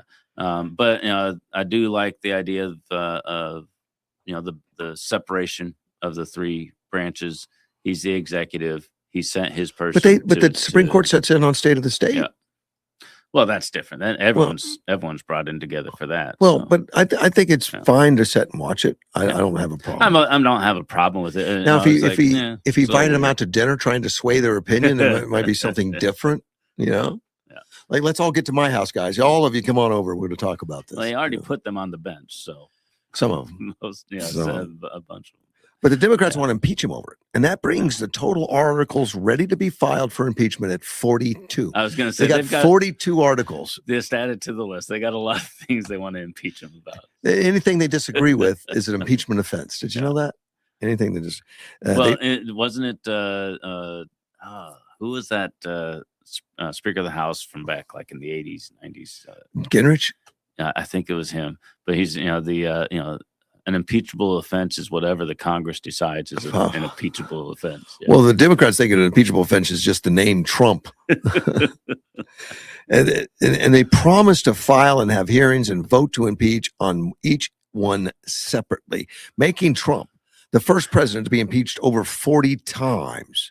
He currently holds the record at 2. I think he ought to go for it. It's like an Olympic medal. Trump does like the idea of being known in history. Yeah. That would be a record that would not likely to be broken anytime soon. The Democrats hope to force the Senate to convict and remove out of exhaustion. I laugh about it, but it's probably true. Yeah, it's probably true that they will. Yeah. Well, it has to start in the House. Just over one. Yeah. It's not going to happen in the House. So well, it will if they win this November. They'd need 10 seats to flip? 5, I think. 6. Because because you cut it in half. If they flip, it doubles. One loses, one gains. Yeah. So that's a lot, though. Yeah. And it's doable. It's possible, that's why we're in the booth at the fair is trying to encourage people to be involved and show up for the vote and talk about the issues. I love this headline in the Arizona Republic on the front page. The GOP seeks to deny banking for some. Yeah, that sounds scary, right? Yeah, and I saw that headline when I came in. Like, who are you going to deny banking? Like those terrible GOP guys. Yeah, and then you read the undocumented immigrants. Yeah, that's illegal, but they put undocumented will no longer be able to use banking services or send money to their home countries under Republican bill. That's Senate Bill 1421. I guess I'm okay with that. Well, then it starts bringing in, can foreign agencies be, we're talking about the country illegally not being able to use the service because they already have, you can't like the marijuana growers that are doing it legally, they can't put their money in the bank and things like that. So there's already a statute for, not necessarily a precedent for, if you're doing illegal activity, you can't use the banking system, and just being here illegally is illegal. So, right. So, but others think that it would make life even tougher for immigrants already coping with the deportation program. You're in the country illegally. Yeah, there's a solution for that. And there is a solution. Yeah. There is a solution for being here illegally, isn't there? Yeah. Yeah, when you mentioned the difference between illegal and undocumented in the they put report it, they put There- undocumented. Yeah. What they mean is illegal. there's a guy selling T-shirts at the fair, and one of them says, "You call my guns illegal, we'll just call them undocumented." You have an undocumented gun. Anyone trying to deposit money or take out a loan, cash a check, or send reimbursement back to home would need to display a type of identification proving citizenship or legal right to be in the country, like a green card or visa or something. That would exclude, consulates, ID cards. Well, it doesn't exclude. Consulate ID cards counts as a form of identification that includes you. Yeah.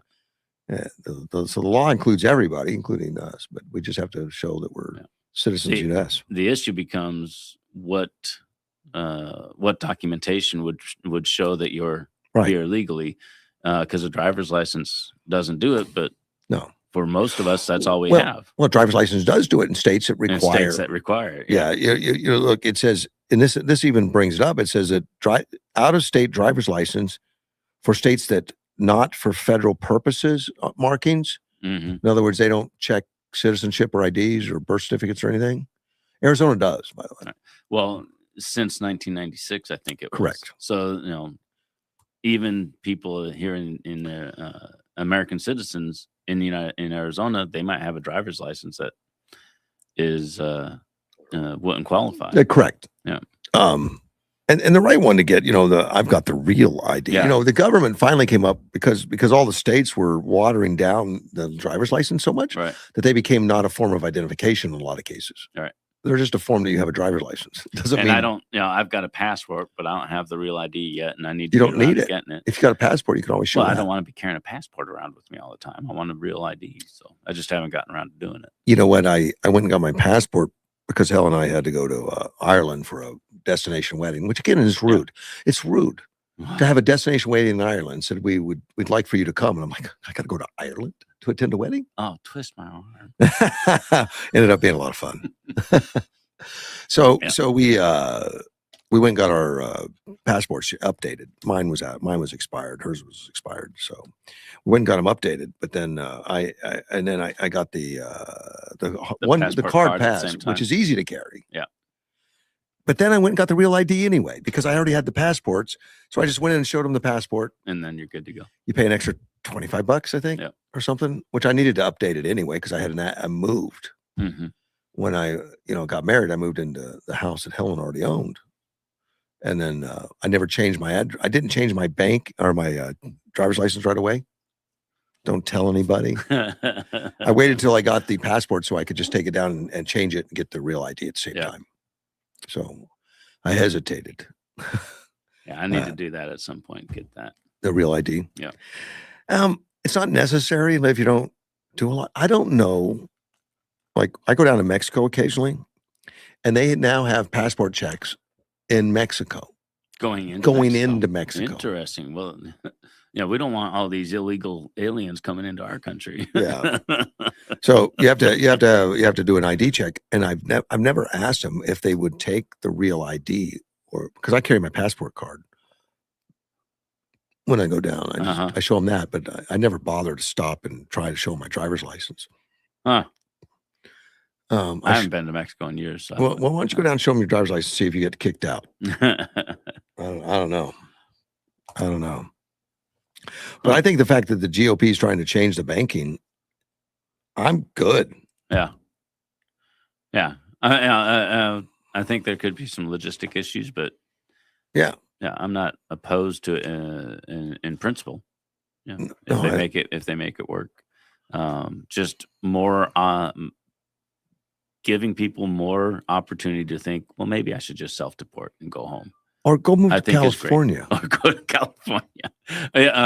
Are they talking about state banking or national in that article that you were just reading?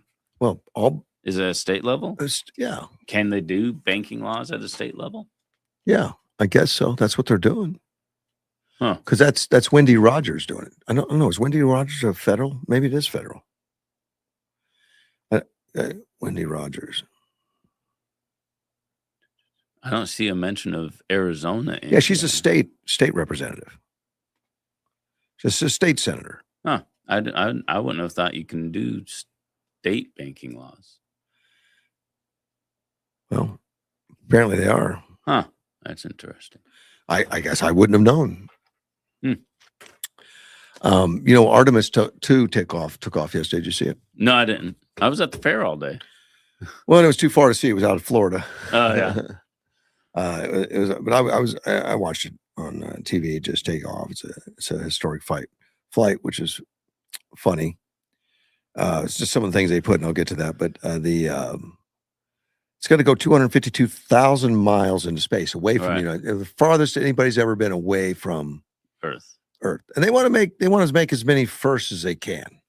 Yeah, well, they've got the first woman going to the moon. They've got the first black guy going to the moon. Well, that's what I was reading that I thought was funny.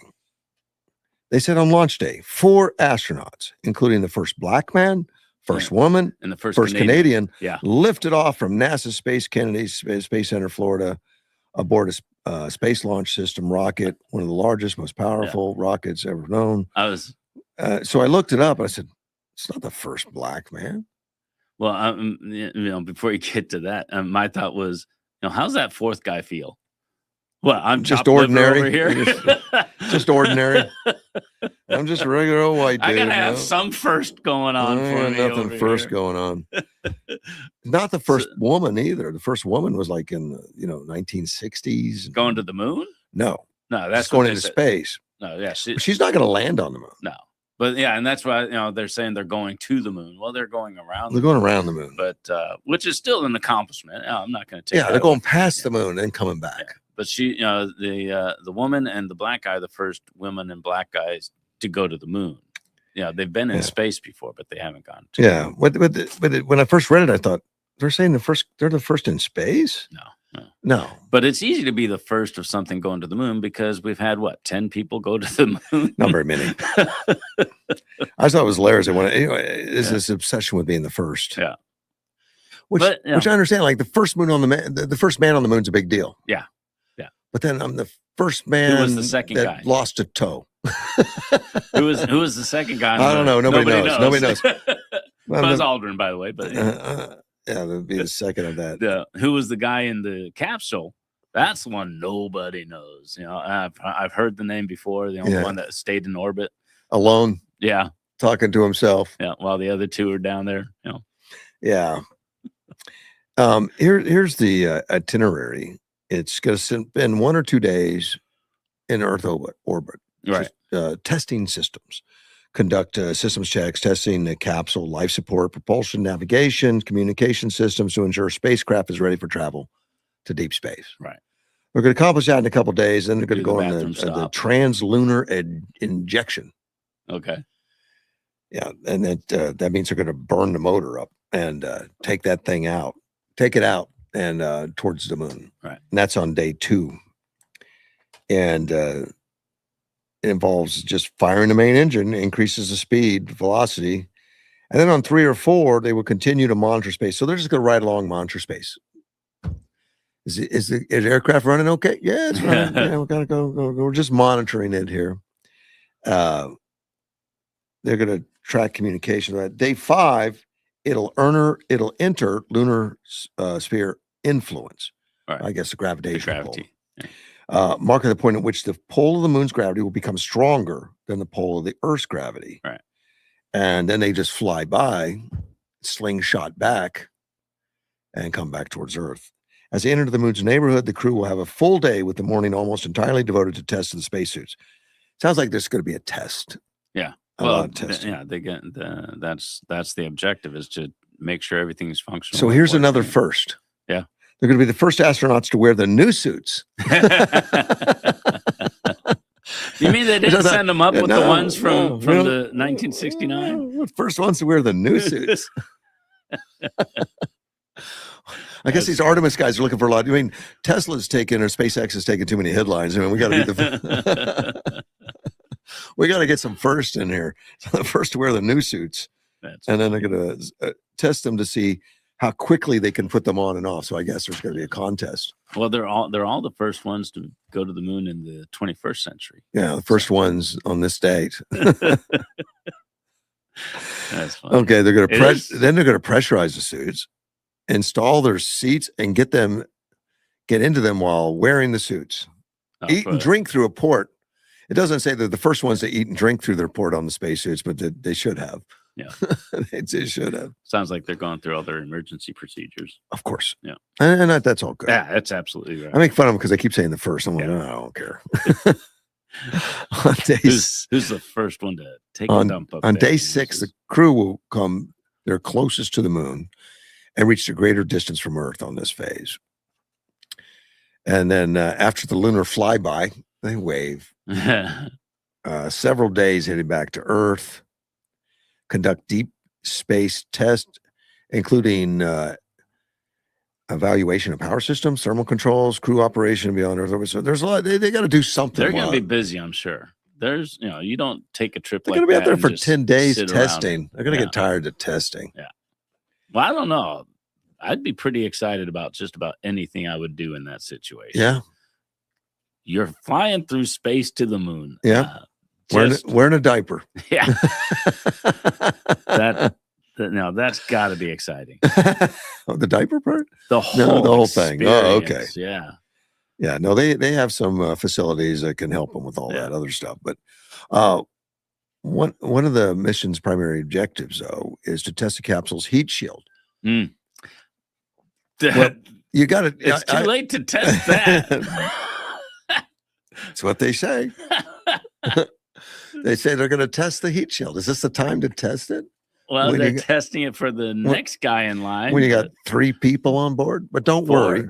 They're only hitting the atmosphere at 25,000 miles per hour. When you look at the numbers that these guys are dealing with, it's insane. Their speed, their distance. It's amazing. But see, now these guys all know about it. But it'd be fun to take somebody along that didn't know what was going on. And they say, okay, now we're going to test to see if the heat shield works. Like, what? We're not sure. You're going to be the first one to know. First one to know. Don't worry, the low bidder built it. What could go wrong? What they're worried about on the heat shield is will it crack and char away or something, because it does get hot, burns it up. Yeah. In fact, space shuttle and all, they had to replace so many tiles after each flight because they would burn up. Yeah. Well, and that one of them blew up because of. Well, the tiles fell off during the launch. The launch. It was just some of the tiles didn't make it. They stayed, and they launched so fast it blew the tiles off. Mm-hmm. And shame of that, they knew that it wouldn't make it. Right. But they didn't have a choice to try it. They had to try it because there was no way to rescue them. Right. They didn't have another ship that would go up before they ran out of fuel and oxygen and everything else. Yeah. So they say our best bet is for you to try to come home, and they did. And of course it disintegrated. It disintegrated. Yeah, that was a sad deal. Yeah. It was terrible. But that, it's just like, building codes and things like that. All these things, terrible things that happen, you learn from it, and then it's better the next time. Yeah. And I remember they had the ship change while it went over in orbit to where they looked at both sides of it. Like they flip it over, let us look at the other side when you go by. And then good news, not everything blew off. Bad news is more than what would make it available to survive the reentry. Somebody with a slide rule looked at it and said, this doesn't look good. Doesn't look good. But we got no choice. What are you going to do? Yeah. Exactly what they did, and come in, and it didn't work out. Yeah. Didn't work out. But anyway, they're going to be splashing down. Doesn't say it's a first splashdown. They're going to splash down on April 10th, right off San Diego. Oh, really? Yeah. It's usually in the Atlantic. That's interesting. Yeah, it could be right off San Diego. Huh. Hope they don't overshoot that landing, because then you're on solid ground. The reason they're going to say they're testing the heat shield is this is only the second Artemis that's gone up. The first one didn't have people on board. Right. And that had partially cracked and charred away part of the heat shield, which they hope they got fixed. There's only one way to test it. You got we're taking it back up. Well, Musk tests a ton of rockets. Yeah. Blew up. Oh, we learned something on that one. The next one blew up. But that was his methodology to design. Well, and sometimes, that's the only way to find out. You gotta, you got a few things that you need to test. One of them's gonna be an issue before the next one, and before the next one, and so you got to get through the first one to get to the problem to test the second one. A lot of people were getting concerned about it, though. Like, a lot of people that don't understand. Are they safe? Prototyping and learning. But we didn't do rockets in the past like that, where we just blew up so many. Oh, there were a bunch of rockets that blew up early in the 60s, on, maybe. Yeah. But it was a learning curve. Yeah. But this thing just had a lot of them, and it's and Elon Musk on his other rockets are doing 60, 70 launches a year with no problems. Right. But this big one just kept, man, we're going to blow it up, and just kept blowing it up. Yeah. Big deal. Just the way it works out. There's no people on them, and it's his money. It's a lot of money. Yeah, a lot of money and a lot of cleanup. He's got a lot of money, and cleanup means hiring people to clean it up. That's jobs. Good for him. I guess. I guess. Just keep blowing them up, man. He's keeping this economy going all by himself. But every time he blows up, he said, "We figured something out." Yep, we figured something out. And, well, that I don't know if it's a real quote or not, but people say Thomas Edison. I didn't figure out one way to make a light bulb. I figured out 317 ways to not make a light bulb. Well, I thought it was like 2,000 filaments that did just burn up. He never quit. He just kept doing it. All right. And that's the way you learn. That's the way you develop. That's the way you get your name in history. Okay. I guess. Going. Yeah. I guess you just keep trudging on. It's filament. No, that filament. Well, there's no. and there, it's not just doing it, but having the will to keep doing it. I fail, but I keep doing it. Right. Lesser people would say, oh, I'm done. Yeah, I've done that. That's why I can't play the guitar today. I said I'm done before. All right, I'm going to take a break. We'll be back, and this is Mortgage One Studio. See, I'm starting to get it. Hey, I haven't made a mistake when yet. we do get back on the air, you're going to be Mortgage One. No, well, we'll get it right.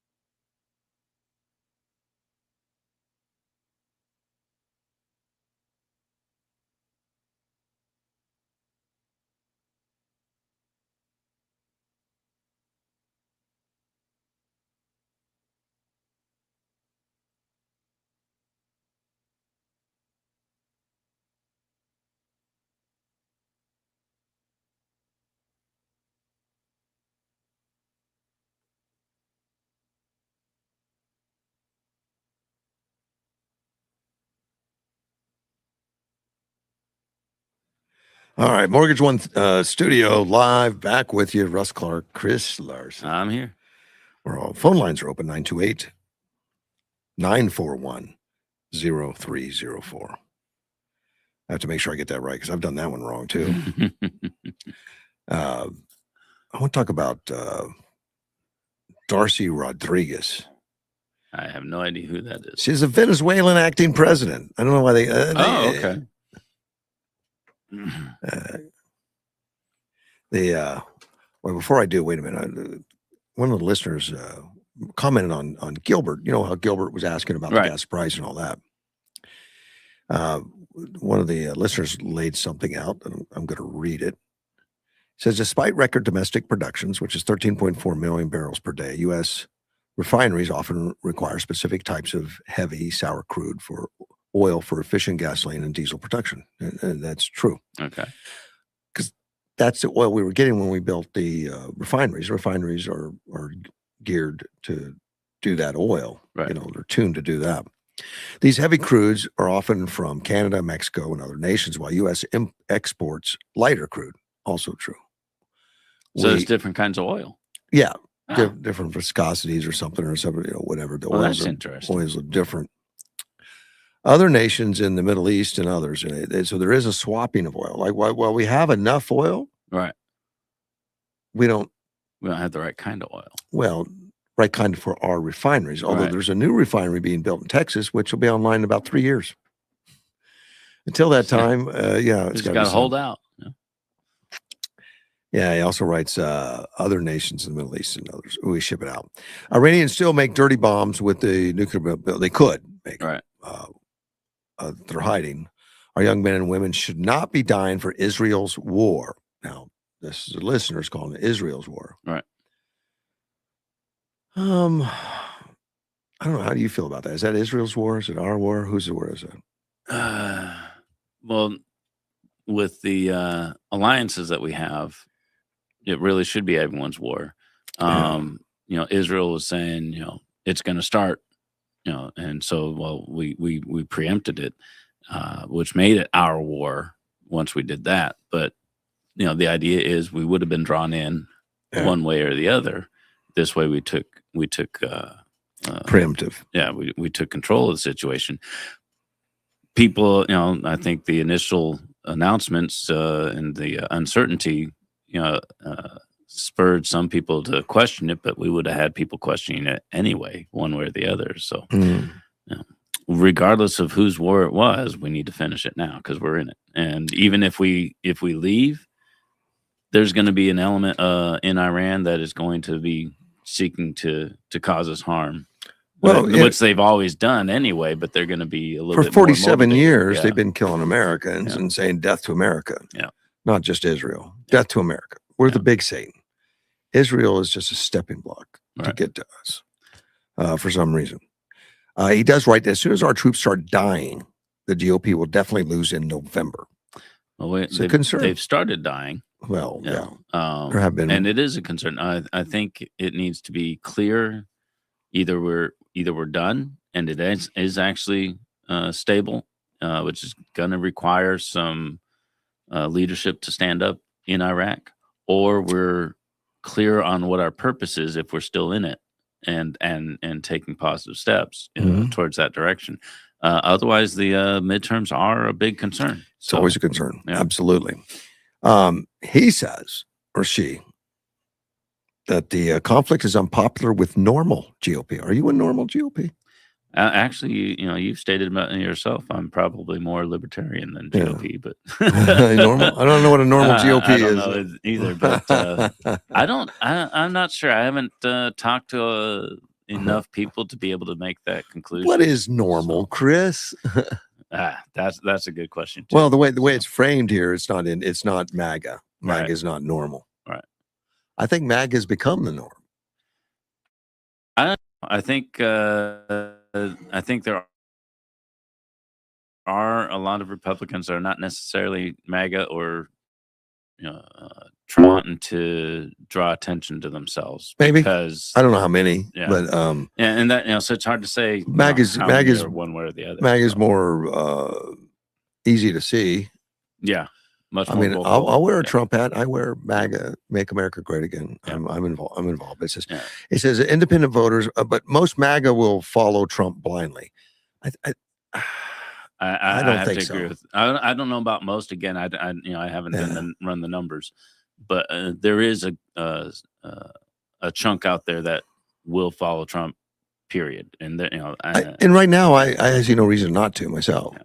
I mean, I have not seen anything. Well, I saw it during the campaigns when Trump was saying, "Oh, I'll just start my own party," and there were people that were like, "Yeah, let's do that." Well, then you're not Republican. You're Trump. I don't recall that, Yeah. but Trump So is there bombastic. are people out there, but yeah, and any kind of big personality like that is going to have people that are going to follow him. Period. But I think Trump has earned his base. I think he's earned it. He's made promises that he does. He's consistent. We know what he's going to do. Mm-hmm. I mean, not how. Like, we don't know what he's going to do next in the Iraq or Iran war, but we know he's going to take care of it. Yeah. I think he's somebody you can count on, consistent. So people follow him for that. Not, you can't just say it's blindly. Right. Yeah. And that's where I'm at. As any person that has the kind of influence that he has, I'd like to interact with him and talk to him and maybe have dinner with him. But he's not the kind of person I'd want to hang out with. Oh, I would. But I like what he's doing. But it would wear you out. Yeah. Yeah. There's some energy being those people start working for him a year at a time Yeah. or something, they're just I like what he's doing. I'm concerned about some of the ways he's doing it, but I like what he's doing. He's not my kind of person to hang out with, but again, I want him doing his job, and he's doing his job. Wow. So, and he's getting things done. Even if if I think it could have been done a different way, the way he's doing it is getting the job done. So, I can accept that. So I need you to say a little prayer for our friend Edward, my fact checker. Oh, okay. What's going on? He said he just landed at the airport in Oman. He wants to take a look firsthand at the nonsense that's going on. Omaha, Nebraska? Oman. No, Oman. Oman. Oh, okay. Okay, that's right where right next to Iran. Right. Right there where where that little Strait of Hormuz is? Right. The other side of the strait is Oman. Okay. That would be an interesting see what's going on over there. Well, I haven't heard their name mention anything in this fight going on or anything. Would suggest that they might be friendly with Iran. I have no idea. Yeah. So Edward's taking a first-hand look at all the nonsense, he says. I hope he has plenty of security. I'm sure he does. I'm sure he does. I don't know if it's enough, but he has plenty. So be safe. It always cracks me up when things like this go down and the United States puts out statement, any Americans in these other places, be careful, or, like, just get out. Why are you over there? I know business needs to continue and there's business dealings all over the place, but people on vacation in some of these places, like, why were you even there? I would not put myself at risk for vacation for anything. Not going to do it. That's why I want to go to Ireland. I liked That's Ireland. Place safe. That's pretty safe right now. Except unless you drive. That's a danger. I should have him send me a picture of the Strait of Hormuz. It wouldn't look like much. It's huge. Well, the strait itself is small, but it's pretty small. It's 20 some miles, but that's pretty far. For a picture, it's going to look like a bunch of water. He could take a picture of a lake. Okay, I'm not going to send him that because he'll probably do it and then get himself hurt. I don't want to be responsible for that. Why are you taking pictures? Yeah, I don't want to be responsible for that. Yeah, they'll think he's a spy. Don't do that, Edward. Don't take any pictures. I'd mentioned Delcy Rodriguez. It looks like the Trump administration has lifted sanctions on Delcy. Okay. She is the acting president of Venezuela. They call her the acting president. I think she was the vice president. Was she? Of Venezuela when they decided to pick up Nicolas there. Maduro, pick him up, say, look, come on with us. Let's have a conversation. So I don't know if they really swore in as the president, but she's the acting president. I don't know their political system. So. I don't know. Well, she was the predecessor, and she took office, and she's been listening to Trump. Okay. When Trump says "don't do stupid," I guess she listened. Sounds like a plan. Because we have another jet just for you, or another helicopter for you. You know, you've seen us, with one tan tied behind our back. I'd like to see the full force. And that makes sense. When you have a dictator, even if he's called a president, when you have a dictator, the other people may not necessarily want the same thing he wants, but they have to because, he's the dictator. So take him out, get somebody else in. She might have some brilliant ideas that are fantastic for the country. Yep. So took him out and said, anybody else want to negotiate? So the U.S. has not had formal diplomatic relationships with Venezuela since 2019. Wow. So it's been a while. I guess we have a relationship now. I don't know if it's diplomatic. Well, all things are diplomatic in one way or the others. Since Maduro's been removed from power, the Trump administration sought to incentivize U.S. investment in Venezuela. As we know, they've gotten the oil people together to get back in there. And they're rolling back sanctions to allow American oil companies to spend on infrastructure and production, according to Energy Secretary Chris Wright. Right. Which, I watched the meeting that they had with a lot of the oil tycoons and Trump, and they seemed interested and anxious to go back in. Yeah. Well, the concern was the last time we were in there, we built all the infrastructure, and then the country stole it. That's correct. And that's a legitimate concern, but he's like, they're communists. They said, well, as communist country, we own everything, so we're appropriating it for the good of the people. Right. Goodbye. And then they made the country poor. It was not good for the people. No. It was good for the dictators. All right. Because they owned it then. Yeah. The people didn't. So it'll be interesting if to see what happens with this woman in power. Yeah, well, right now Trump is removing the removal of sanctions signals our support for a more constructive U.S.-Venezuela relationship and for expanded private sector engagement so that we can help advance Venezuela's economic recovery and democratic transition. Good. That sounds good. It does sound good. I don't know how fragile it is or strong it is. I have no idea. Well, we learned after World War I, not encouraging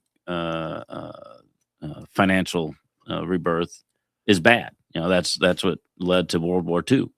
And then after World War II, we helped Japan rebuild. We helped Germany rebuild. Oh, a lot of Europe. And and a lot of Europe. And but those two that were our enemies in World War II are some of our strongest allies today because we look to helping them live. Right. Helping them they prosper. Yeah, they do. And that's what builds friendship and diplomacy more than anything else. And I think that's great. It sounds fantastic. Trump administration officials said the removal of sanctions signals our support of a more constructive and all that kind of stuff. And the administration official says it reflects our decision to work with the interim authorities led by Delcy Rodriguez in Venezuela. And she acknowledged it. Rodriguez did. She says, we value President Donald Trump's decision as a step towards normalization and strengthening relations between our countries. Maduro never said anything like that. No. He probably would now. What are you talking about, guys? I love you. Turn me loose. I'll be just like Delcy.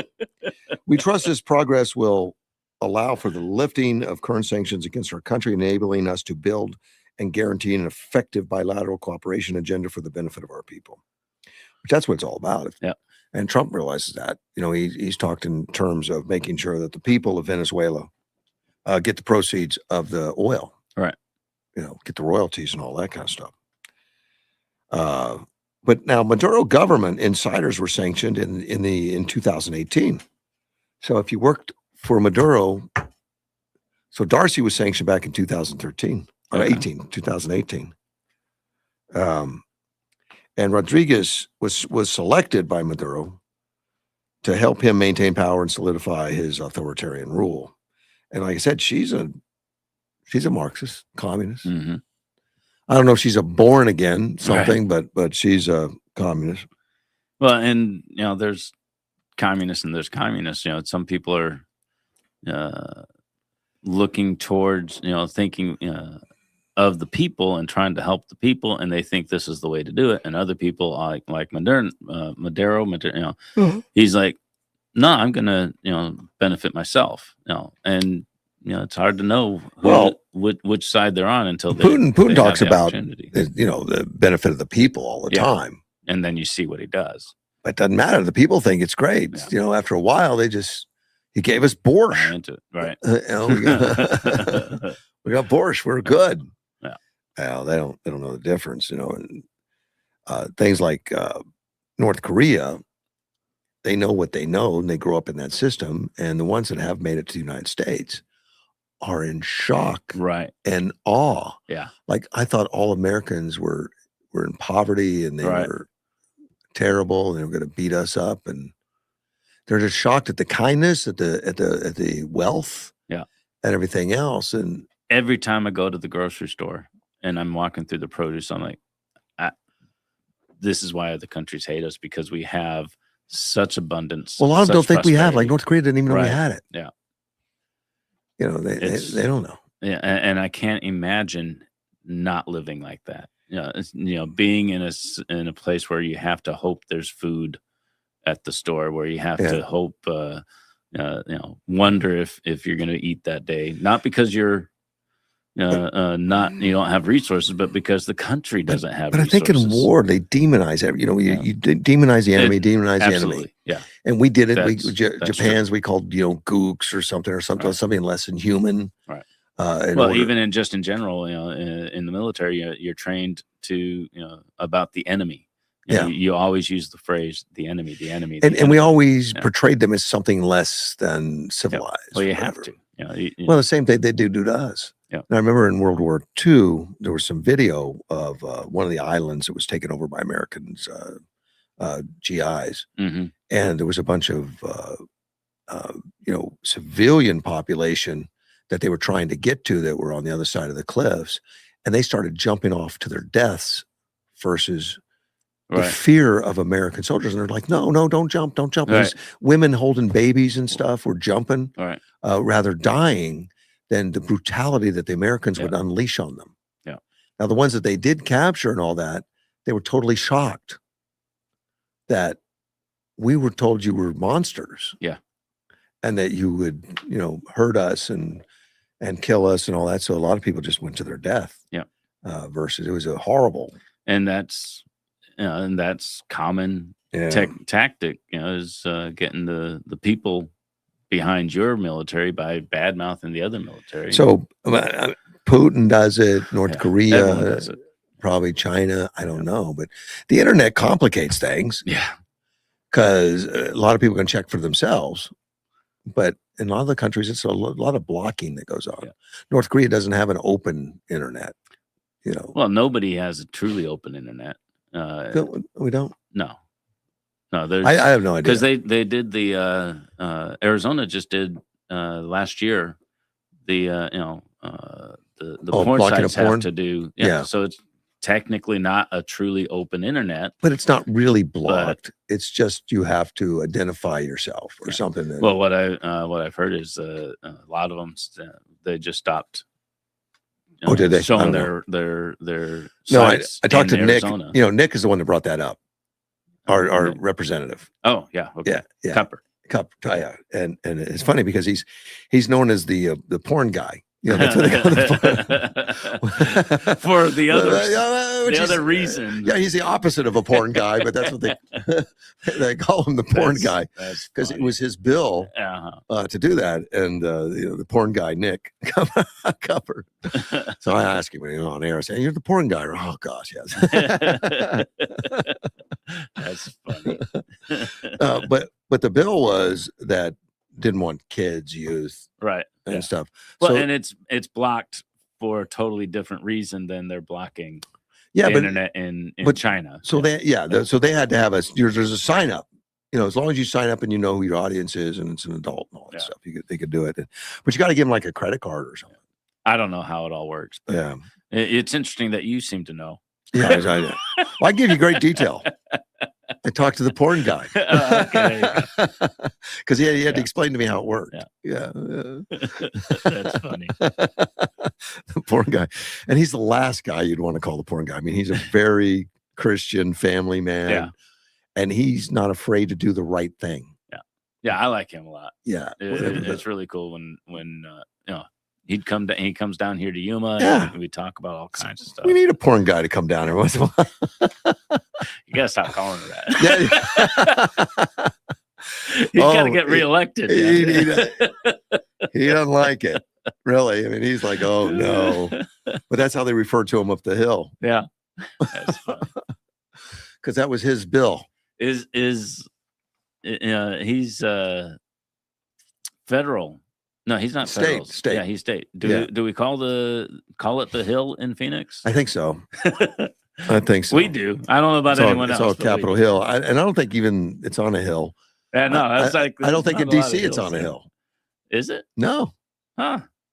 No, I don't think so. Yeah, it is. It is pretty flat there. It's in all DC, flat. Isn't it? Yeah. Might have been a little rise. They call it the hill. I don't know. Maybe it's the egos that are tall. Which is true. I mean, to hold those positions and do that, you have to have some ego. You got to be a certain person. Yeah, you got to have it. You got to feel pretty confident, pretty, full of yourself. Yeah. I mean, a senator of the United States is a pretty big deal. Yeah. So yeah, there's 100 egos in the Senate. Mm-hmm. Well, and like when I was coming up, at one point I realized my voice is worth being heard. I'm not a kid wondering what's going on, asking questions. I've got my own ideas now. I've got my own rationale behind it, and it's valuable to other people, not just to me. And there's a step to take that and to get to that point. So, and it takes a personality, it takes an ego to do that. So it does. Yeah. And a lot of times we talk about ego being negative, right? And it can be, yeah. But again, just like we were talking about the blocking of the internet, there's good reasons to block it, and there's bad reasons to block it. There's good ways to use your ego, and there's bad ways. Well, I think, and in fact, I just sent that note to Edward. I did finally said, send me a picture of the Strait of Hormuz. I just said, just don't get hurt. I didn't put that in there, but just be careful. But we should monitor our kids, and Edward is one that's very good at it. Uh-huh. His kids have cell phones; they're teenagers.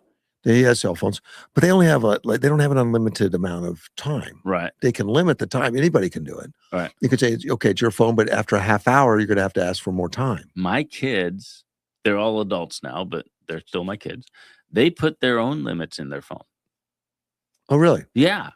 I was like, and I don't. I'm on my phone all the time. But my kids are taking the responsible route, saying, no, I'm going to limit how much time I spend on the phone. So they recognized it was a problem. Helen, they found a solution. Helen does not like me to have my phone in my hand. No. So quite often I go home and I just don't touch it. Uh-huh. Of course, and I don't answer my emails. I don't answer some stuff. I need to balance it out a little bit more because I need to be more quick on that stuff. But I understand it. Yeah, I have it next to me, and then I'll have an idea of something I want to investigate, and I'll Google it, and then when I'm done, I'll put it back down.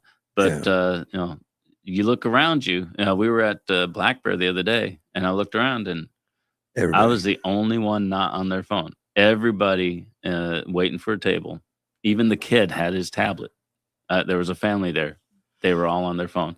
And then when we were at the table, I saw a family where the kid had paper and a big thing of colored pencils, and they were, we should open up. And I told the dad, I was like, I love this. All these other kids on. Oh, really? I thought tablets. Maybe you went and offered him some money to buy a phone. I thought, oh, you poor guy, you can't afford a phone. No. I thought that was fantastic, and it's that kid I think is going to have an edge up. We should open a restaurant that includes where the restaurant has a signal blocker that nobody can use your phones. I don't think it would be successful. No, it wouldn't. Nobody's going to want to go into there because even me, I don't. I put my phone away. It's in my holster here. I don't care if it makes me look like an old guy. I like my holster. Yeah, you're an old guy. If something comes up in conversation, well, let's Google that, get the facts, and then we continue our conversation. I used to do it a lot more, yeah. but Helen really doesn't like it. So I do it very rarely now. I don't do it near as often. But anything she would ask me, I would give her an answer because I'm a research guy and I like to have it at hand. I just like did it real quick and it doesn't. She doesn't like it. She's old school, and that's fine. She'd like to talk. Absolutely. That works for you. It's absolutely fine. But yeah, if I'm expecting interaction, I'd rather you not have the phone. Not you personally, but if we're just chilling, hanging out. Quite often I set my phone down in the dining room and I leave it. Now when it rings, I can't hear it, but my watch vibrates and it tells me who it is. And then you don't answer it. I can, if it's something I'm waiting for and something I need to talk to, I'm going to answer it. Right. But I don't get near as many Medicaid calls. Nah, there you go. And there's many calls of salesmen and stuff like that. Yeah, I only set my phone away from me when I go to bed. It's in a different room. Oh, mine's right. I don't bring it. Mine's right there, next to my bed. Yeah. I don't bring it to church. If somebody's going to call me, well, mine's got my Bible on the phone. Oh yeah. Well, there's a Bible in the church. Well, I like this one, the digital Bible. Yeah. Right when I started carrying a phone, I decided I have no need for a phone in church. So I always leave my phone in the car. Well, good. And occasionally I'm like, what time is it? I have no idea because my phone's in the car. I know that Pastor Tyrone has mentioned that during a sermon before about people on their phone doing emails and stuff during service. I've been to the Church of the City before, and that is a high energy service. Oh, buddy. I don't know how you're going to be able to focus on doing anything else while you're there. Well, I sit in the very front row. I don't have a seat in front of me. I'm right just right there. If I was on the internet, I think he'd know. He'd call you out on it too. Hey, he would not be afraid to. He's a very fun pastor. He's personable. Yeah. Even though I enjoyed the service when I was there. It's not what I'm used to. I'm Lutheran. And we're much more closer to the Catholic services than others. More traditional stuff. Yeah. And even among Lutherans, when they have the conservative contemporary services, I'm not a fan. I like the old traditional services, but I'll go to Church of the City or something like that, and I can be engaged and suck up all that energy. And I've sat down and talked to the pastor about his sermons and stuff like that. And he'll spend a full day.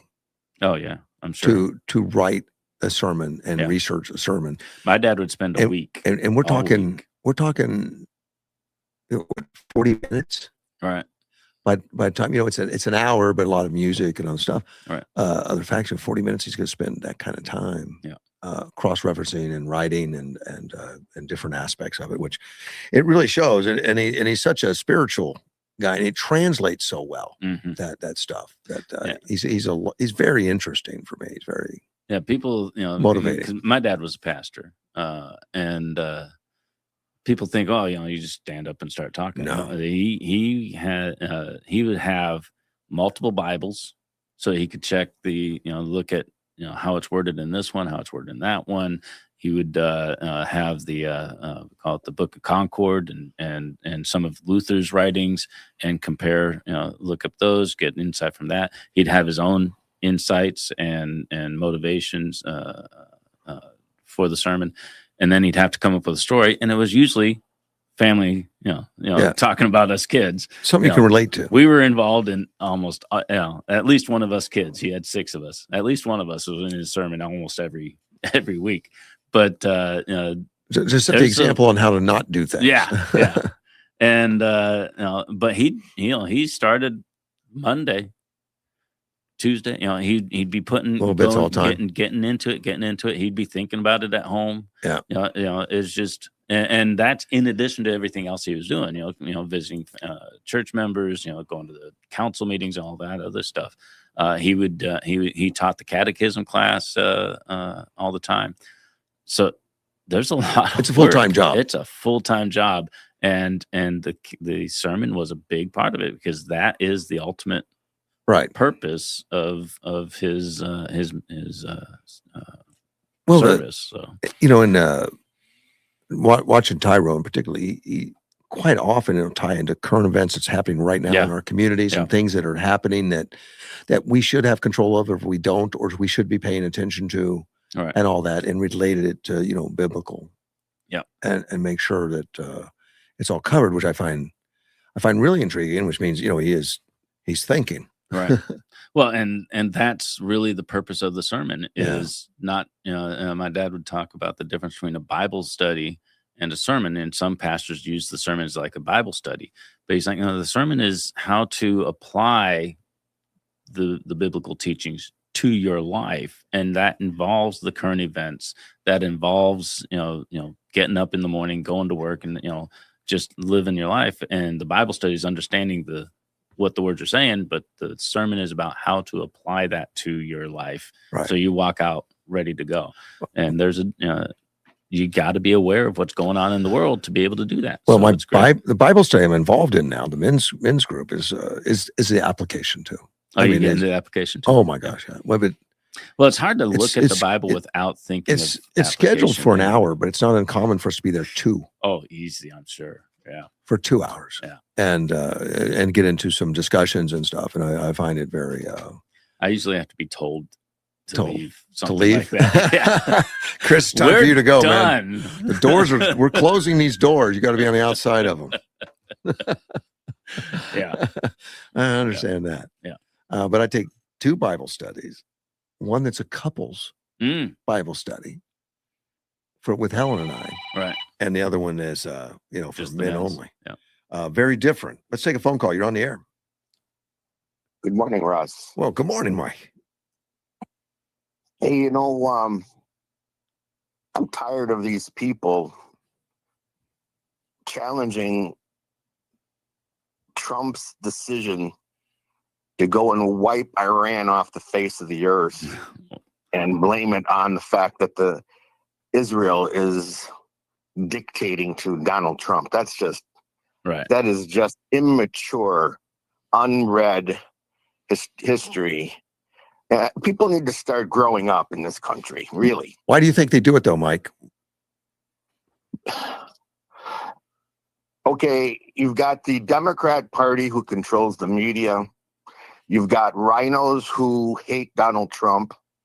And yesterday, I wanted to get on the phone when you were with, his name is Dwayne. Usually you have Who Dean on Wednesdays. Dean Weingart. Yeah, because the day before I spent the whole day watching regular news. And you have to do that. You have to do your due diligence today. Yeah. You really have to do your due diligence and not just focus on one thing, because really you should lose your right to vote because you're just stupid. That's harsh, but okay. There should be some type of metric that says you're too damn dumb to make a decision to vote. But I can't disagree with him. Yeah.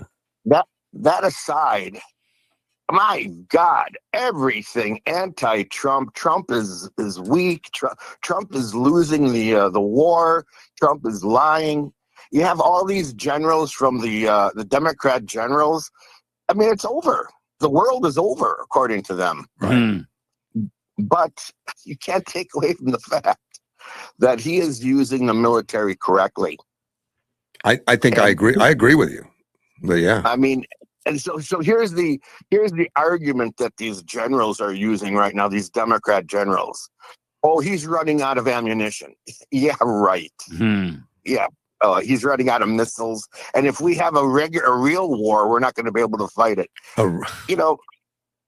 But listen, Iran, whether it was the Ottoman Empire, has been a thorn in the world's side since Charles Martel, who kicked them out, who kicked the Islamists out of Europe. It was Charles Martel. He was called the Hammer in the Battle of Tours. You had they still were a force when Thomas Jefferson was president. You know, they held people. They were stealing from people to go ahead and do their free market in the Mediterranean at the Gibraltar entrance. Yeah, we paid ransom as a country for. I mean, it was costing a fortune until Donald Trump, whose name is Thomas Jefferson, built the 5 frigates. Yeah. And they went over there, and that's where you have the Marines called the Leatherneck went over there and kicked their butts. They still sing about it. Yes, sir. Tripoli. Yeah. Now, Donald Trump was talking about getting rid of Iran long before Netanyahu was prime minister. In the 80s, yes. Yes. Donald Trump happens to be what?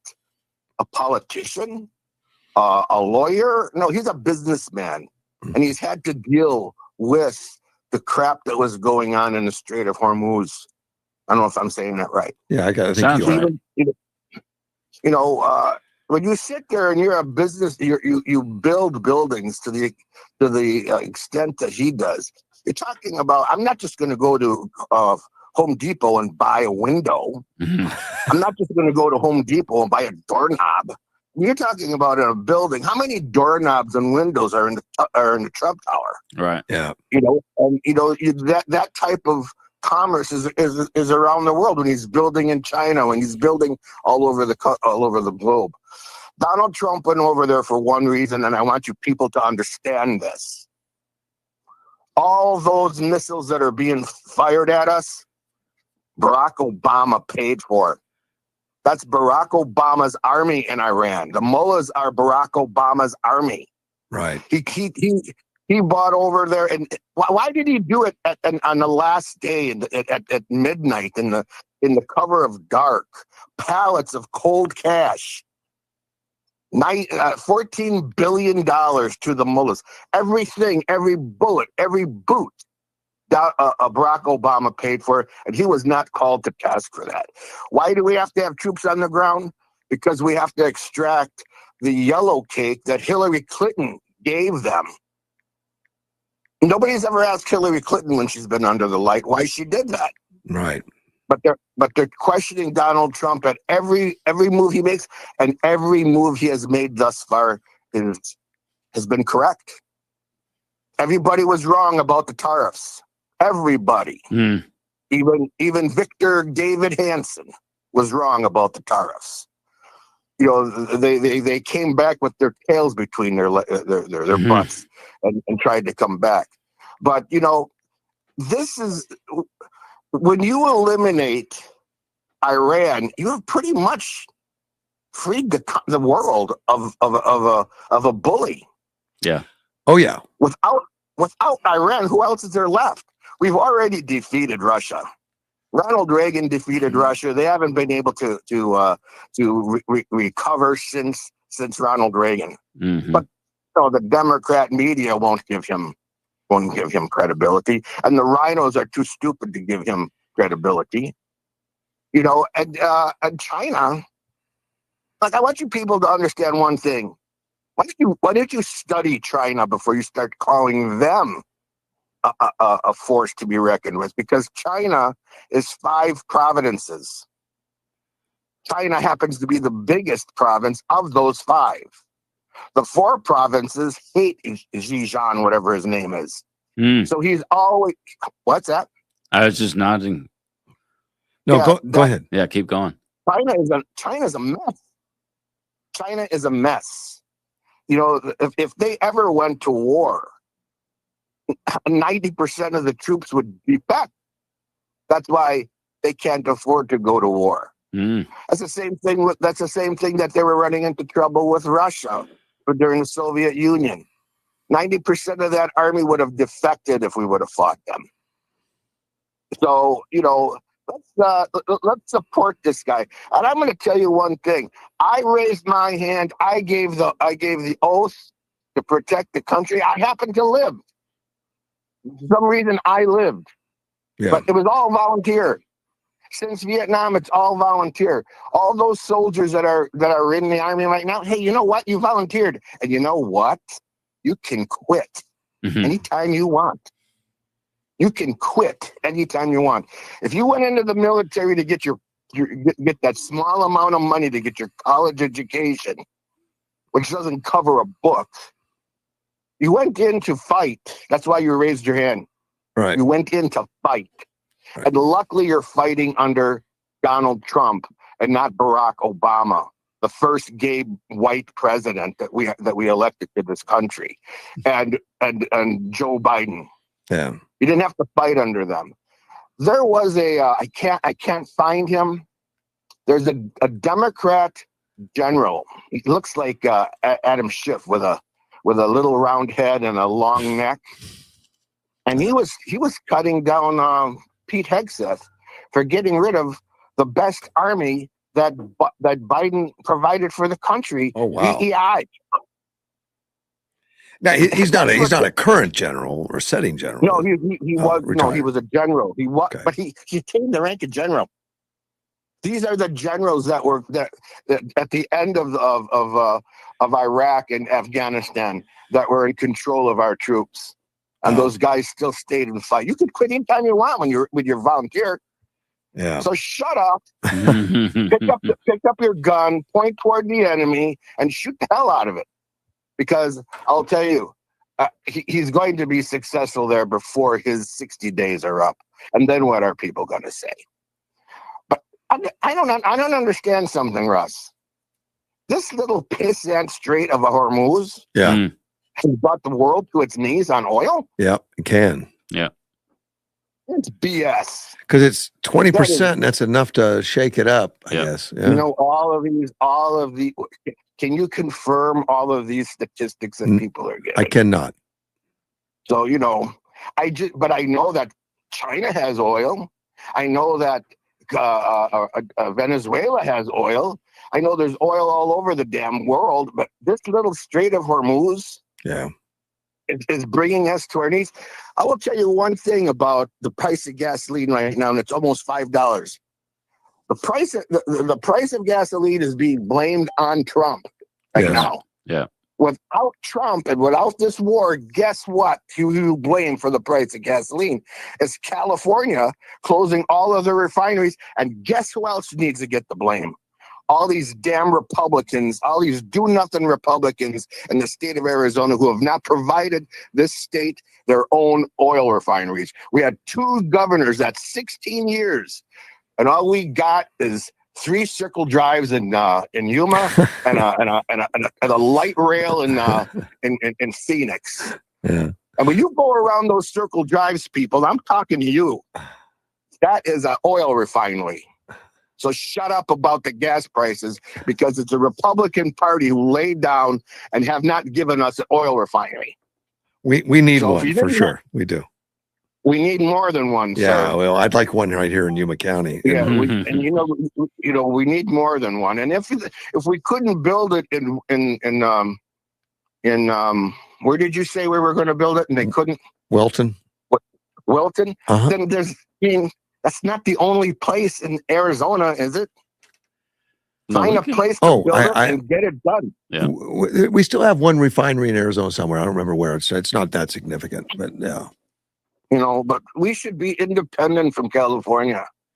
And right now, Trump is getting the blame for that price when it should be the do-nothing Republican Party in the state of Arizona that has the majority of House and Senate, and we don't have any refineries in the state because they do nothing.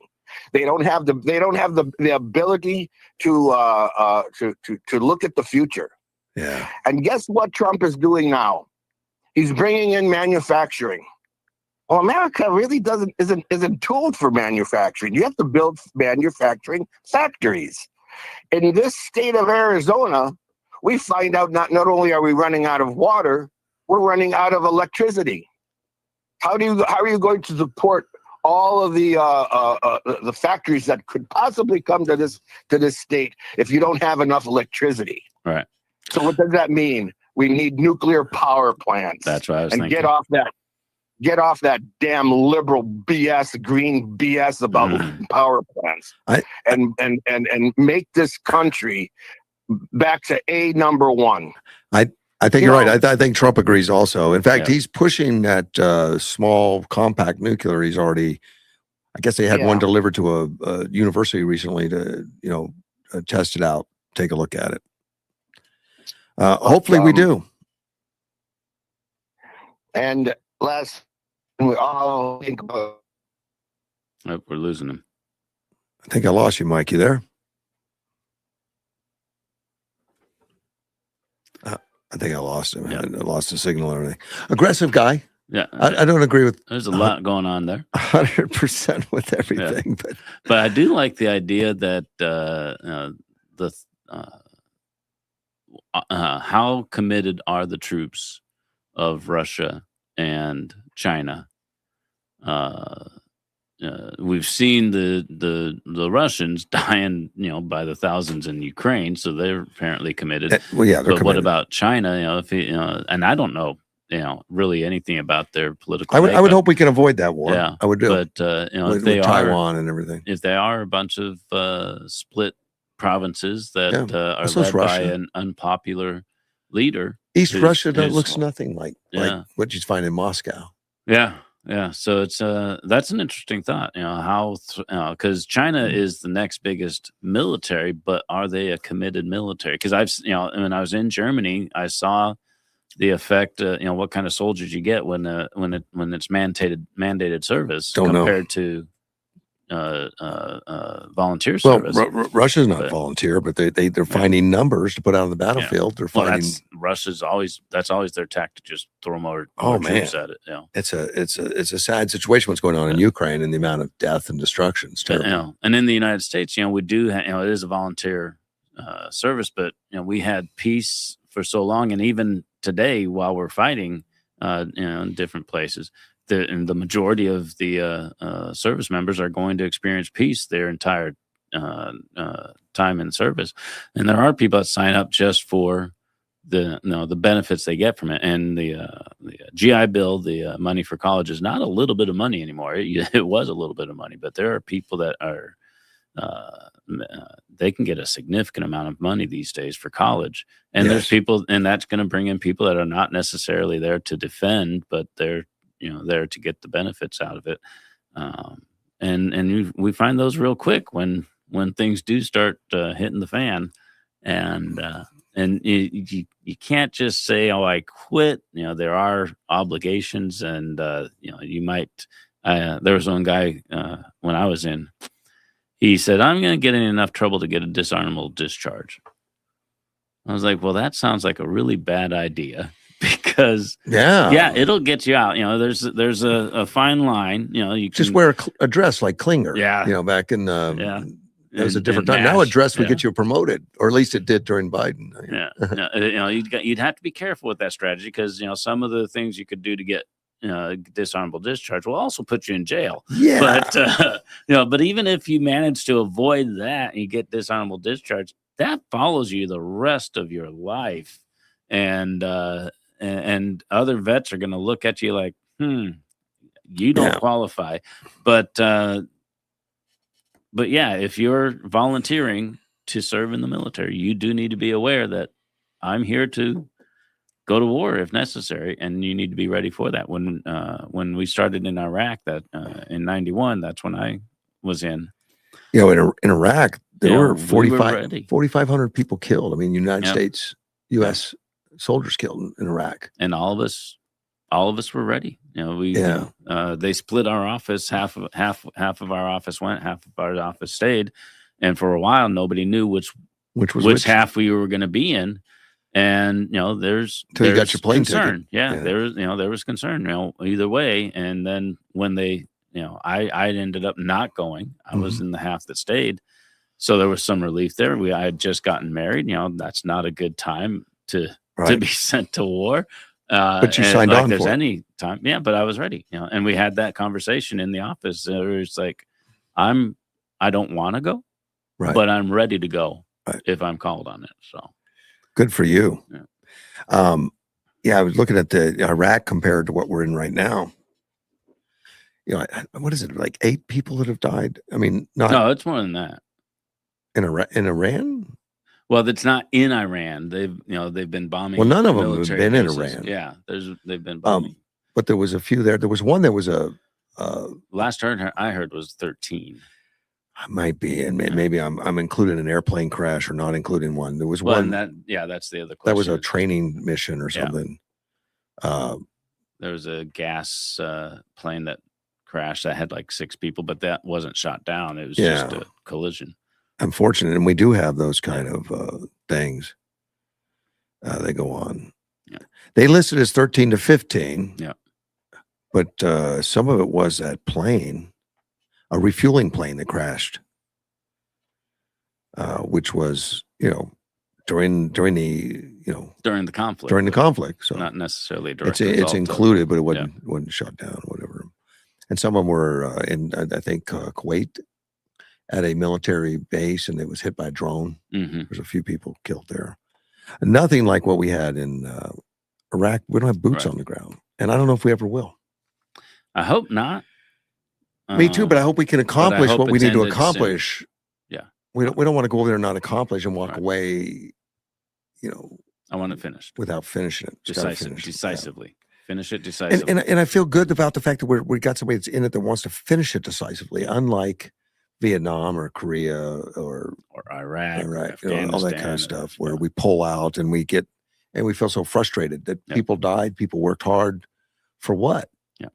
And we just walked away, and I hope we don't do that. Yeah, there's a movie with Brad Pitt that goes, that's the issue. He's brought in to lead the Afghanistan situation. He's doing what he can. He's meeting resistance from the administration, and then when they need somebody to blame it on him, and then they bring in the next guy. And I'm not going to say who the next guy was, because it was a bit of a they show him in the airport, and it's just cool to see the actor doing it.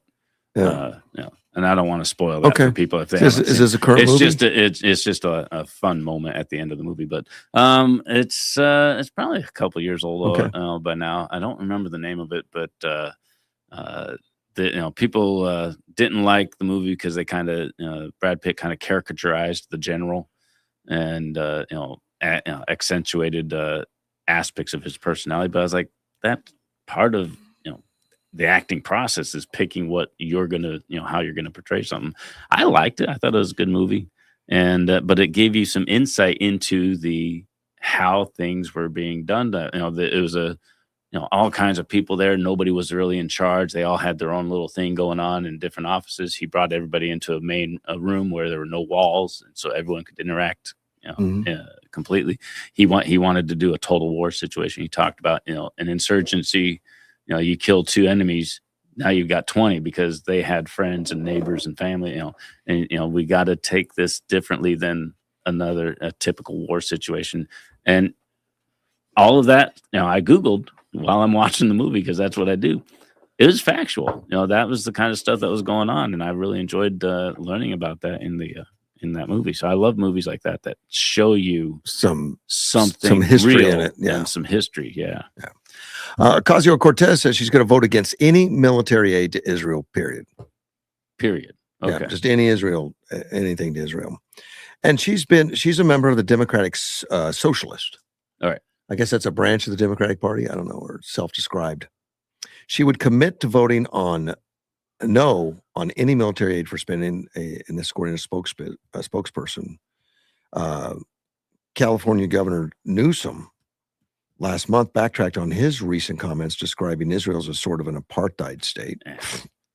Newsom, he's insane. He's throwing stuff out there, seeing what gets a positive response, because he's going to run for president. As a Democrat, you can backtrack all you want. It doesn't matter. Well, that's true too. It doesn't matter. You can say whatever you want and say, I changed my mind. And really, anyone can do that, and I think people should do that more often. But you need to have a reason for it. I got new information. Somebody brought up a new point that I had not considered. That's rational, reasonable behavior. But if you're like, well, the polls didn't like it, so I'm going to change my mind, and that's what we hear from Newsom. But something like Newsom, when he was being interviewed with Charlie Kirk, mm-hmm. he said some things that were just flat out lies. Right. like one of his kids was just wanted to meet him and idolize him, and later he gets out on stage and said his kid doesn't like him or something, and something to that effect. And then he was asked about men and women's sports, and he told Charlie Kirk that I think that's wrong. We need to do something about that. It's not fair. And then he comes out and supports it 100%. Right. Well, but then he went against it again. He's did he? Yeah, because not in California. California's basically doesn't outlaw that. Well, he said it verbally. Okay. Because he's starting his campaign for president. Is that what it is? Because he's not enacting anything in California. He's bouncing all over the place looking for. He was on stage yesterday crying about something that I don't know. He's just I've got family. He described himself as a weird guy. I'm a weird guy. I've got family in California, both Democrat and Republican family in California, and both of them, all of them. There's more than two. They're all wondering, what is up with this guy? Really? Yeah. The Republican ones have always hated him. The Democrat ones are like, well, now things are getting weird because he's running for president. He's been weird. Yeah. They were supporting him before, but now they're like, and I told him, I said, he's running for president. He's looking for that pathway, that groove that's going to get him to presidency.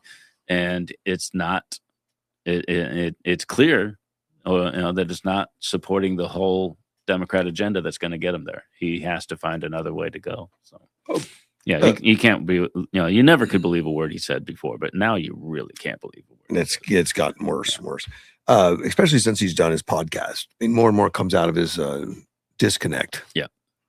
Ocasio-Cortez says we must understand that we will provide it consistent. I'm talking about military aid. With the Leahy Amendment, which prohibits sending assistance to foreign security units that have committed human rights violations. So she says that Israel has created human rights violation. Of course, they say that about Trump too. Yeah. Whatever. In any conflict, they're going to say that. And in any conflict, there probably have been human rights violations. But she wraps her arms around, different foreign countries that like Iran and stuff that commit human rights like crazy and never mentions it. She says Israeli has denied allegations from human rights groups that have committed genocide in Gaza in the wake of Hamas. I mean, that October 7th attack was a human right. I mean, they were killing children, babies, mothers, all kinds of stuff. Cortez says, I believe the Israel government is well able to fund the Iron Dome system, which is provided critical to keep innocent civilians safe from rocket attacks and bombardiers. Consistent with my voting record to date, I will not support Congress sending more taxpayer dollars and military aid to a government that consistently ignores international law and the U.S. law, meaning Israel. But she mentions the dome system, like she doesn't have a problem with that. And I know the feeling is amongst a lot of leftists is Israel's so powerful and so good at blocking the rockets. What do you care that they send you rockets? You shouldn't retaliate because they're not hurting you anyway. It's just ridiculous. Right. They're sending rockets. If we had rockets coming out of Mexico, I don't care if we intercept them or not. We need to knock out that source. Right. I think one rocket, we knock it out. I mean, right away, we go in and find out what the source is and what's going on. Right. Israel's too patient at times to me. Oh, you think? I think so. I mean, you hear all the time that, well, overnight they had these rockets, that, but there's no retaliation. Takes a big thing like October 7th before they roll in. And then they roll in. And people look at it, well, you're so powerful, it's unfair because they can't stand up to you. Then why do they keep sending rockets? Right. I mean, they don't send a rocket. It's thousands of rockets over there. Well, thousands. They know that it has to be thousands because they got the Iron Dome that's going to stop them. So they're hoping one or two gets through. But to think that, well, you got the Iron Dome, so don't worry about it, just knock them down and you're fine, and leave those people alone. No, those people are firing rockets at me. Yep. You got to go knock it out. Yeah. Otherwise, they just keep doing it and doing it and doing it until. And there's human rights violation. They gave Gaza up, and people said, and said, do what you want with it. What they did was build rockets, not hotels. They could have built hotels and had a vacation spot. They built rockets, and then claimed it was Israelis' fault. I'm tired of it. If you throw rockets, expect what Trump's doing to Iran. Well, she's not talking about what Trump's doing. No, I'm using that as an example, but they should expect it. Yeah. They should. If you're throwing rockets at us, expect it. What was it? Don't want nothing, don't start nothing. Yes. mess around, find out. I'm gonna be very careful with that one, but I don't like this attitude sometimes when they're powerful and they can defend the rockets, so the rockets aren't a problem. Yeah, they are. They are. They are. You're firing at me, I'm going to be mad. James O'Keefe has been served a retaining order. I'm glad he's back being active. I don't recognize the name. Project Veritas, James O'Keefe that goes in and. Oh, okay. Yeah, I haven't heard from him for a while. Oh, he's been out there a little bit, more and more. He's with the O'Keefe Media Group now. Project Veritas fired him, and then after he was gone, they lost their business. they no longer exist. So he picked it up as the Media Group headquarters and all that. But they gave him still doing the undercover. Yeah, in West Palm Beach, he was down there, but law enforcement officers showed up at his headquarters, and police showed up and looking for him. And he says, "We don't know what this is about." So they came back and a restraining order from a Matthew Tierman, former Project Veritas board members. They're still after him. Okay. And Project Beach County Sheriff's Department just served me with a domestic violence restraining order from Matthew Tierman, the former board member, Project Veritas, says he wants to murder me. Huh. So he's still out there, but now this Nick guy's taking more headlines. Nick Shirley, that was right. He's been in Minnesota. He's been in California now. Yeah, I've heard about that a lot. I've watched some of it, and he's not a friend of Newsom. Newsom has been saying he's wanting to get pictures of little kids and stuff. yeah. Well, if the little kids were there, then that would prove that things are happening the way they're supposed to be. Since 23, this James guy's been fighting to gain control over Project Veritas. In the meantime, James started a new business with this media group. Last month, O'Keefe honey trapped Matthew at a restaurant. During an encounter in Miami Beach, he was recorded by camera, and then Tierman admitted to being an FBI Southern District of New York informer. So something's going on. Do they know what a honey trap is? Yeah, you have to send a girlfriend in there that's a fake. So did they send a girl in? I think so. Okay. Yeah. It sounded like he was doing it himself. Like, hey. No. I was like, that's weird. But no, he set that in there to get this girl to talk to him, to say things like, "I would kill him, O'Keefe, because he's one of the most evil people I've ever known." Yeah, he even shot up my book with rifles. Threw my heart on the cover. The audacity of evil has no bounds, according to Keefe. Keefe said this. He even shot up my book. Should shoot up my book. But no, he was on hidden camera. He put him on hidden camera with a honey trap. Now he's got a restraining order to not do it anymore. Whatever. No big deal. Whatever. But it goes on, and it's James O'Keefe started Project Veritas, and then had a falling out with the board members, had a falling out with stuff, and he lost control of it. Because I guess he didn't own all the shares. Other people did, and they fired him. Yeah. But you fire the James O'Keefe that's got all the headline, and he goes to another media group. Right. You haven't hurt him. Well, for a while, there's a setback that lasts a little while. Yeah. It doesn't last forever. It eventually slows down. Robert De Niro. Got 8 minutes. I know. I'm looking for something easy. I don't have time to get into some of these. Robert De Niro, he doesn't let go.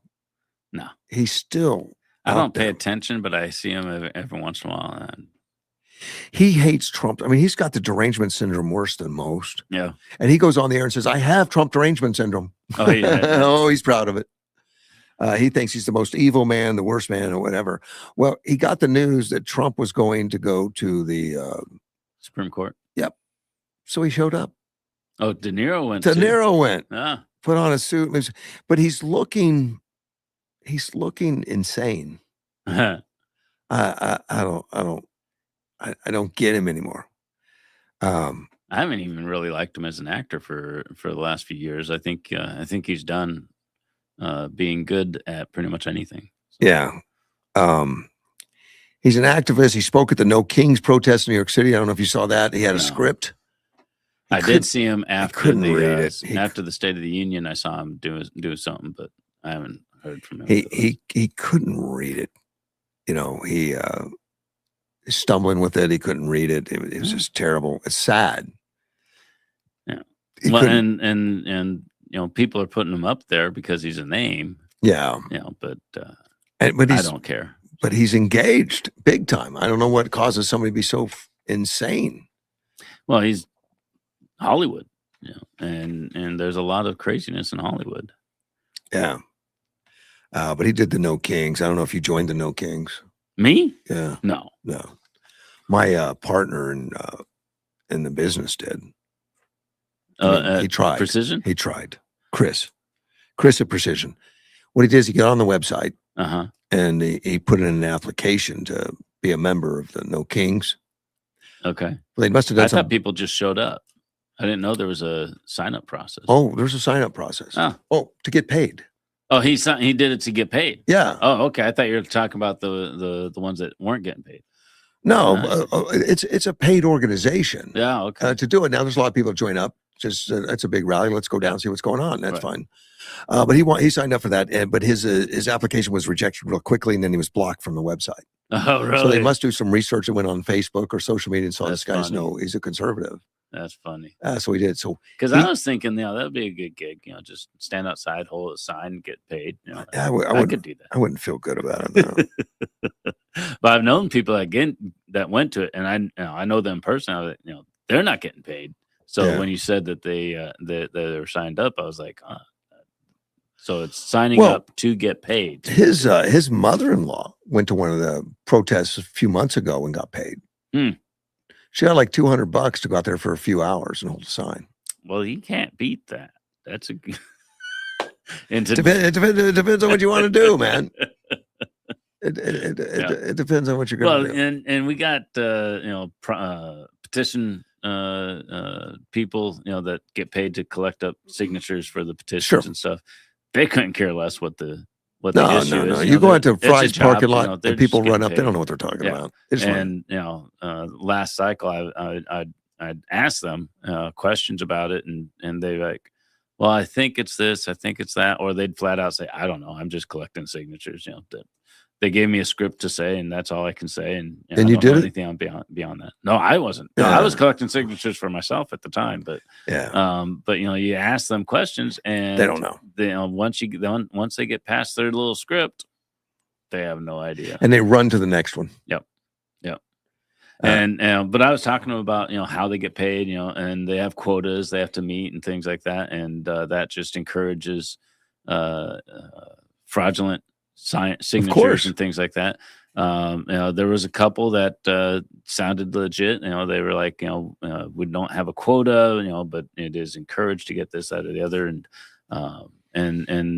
you know, we're doing it. You know, we're told don't do this, don't do that, don't do, you know. So some of them out there are doing it legit, and some of them they bus in the petition.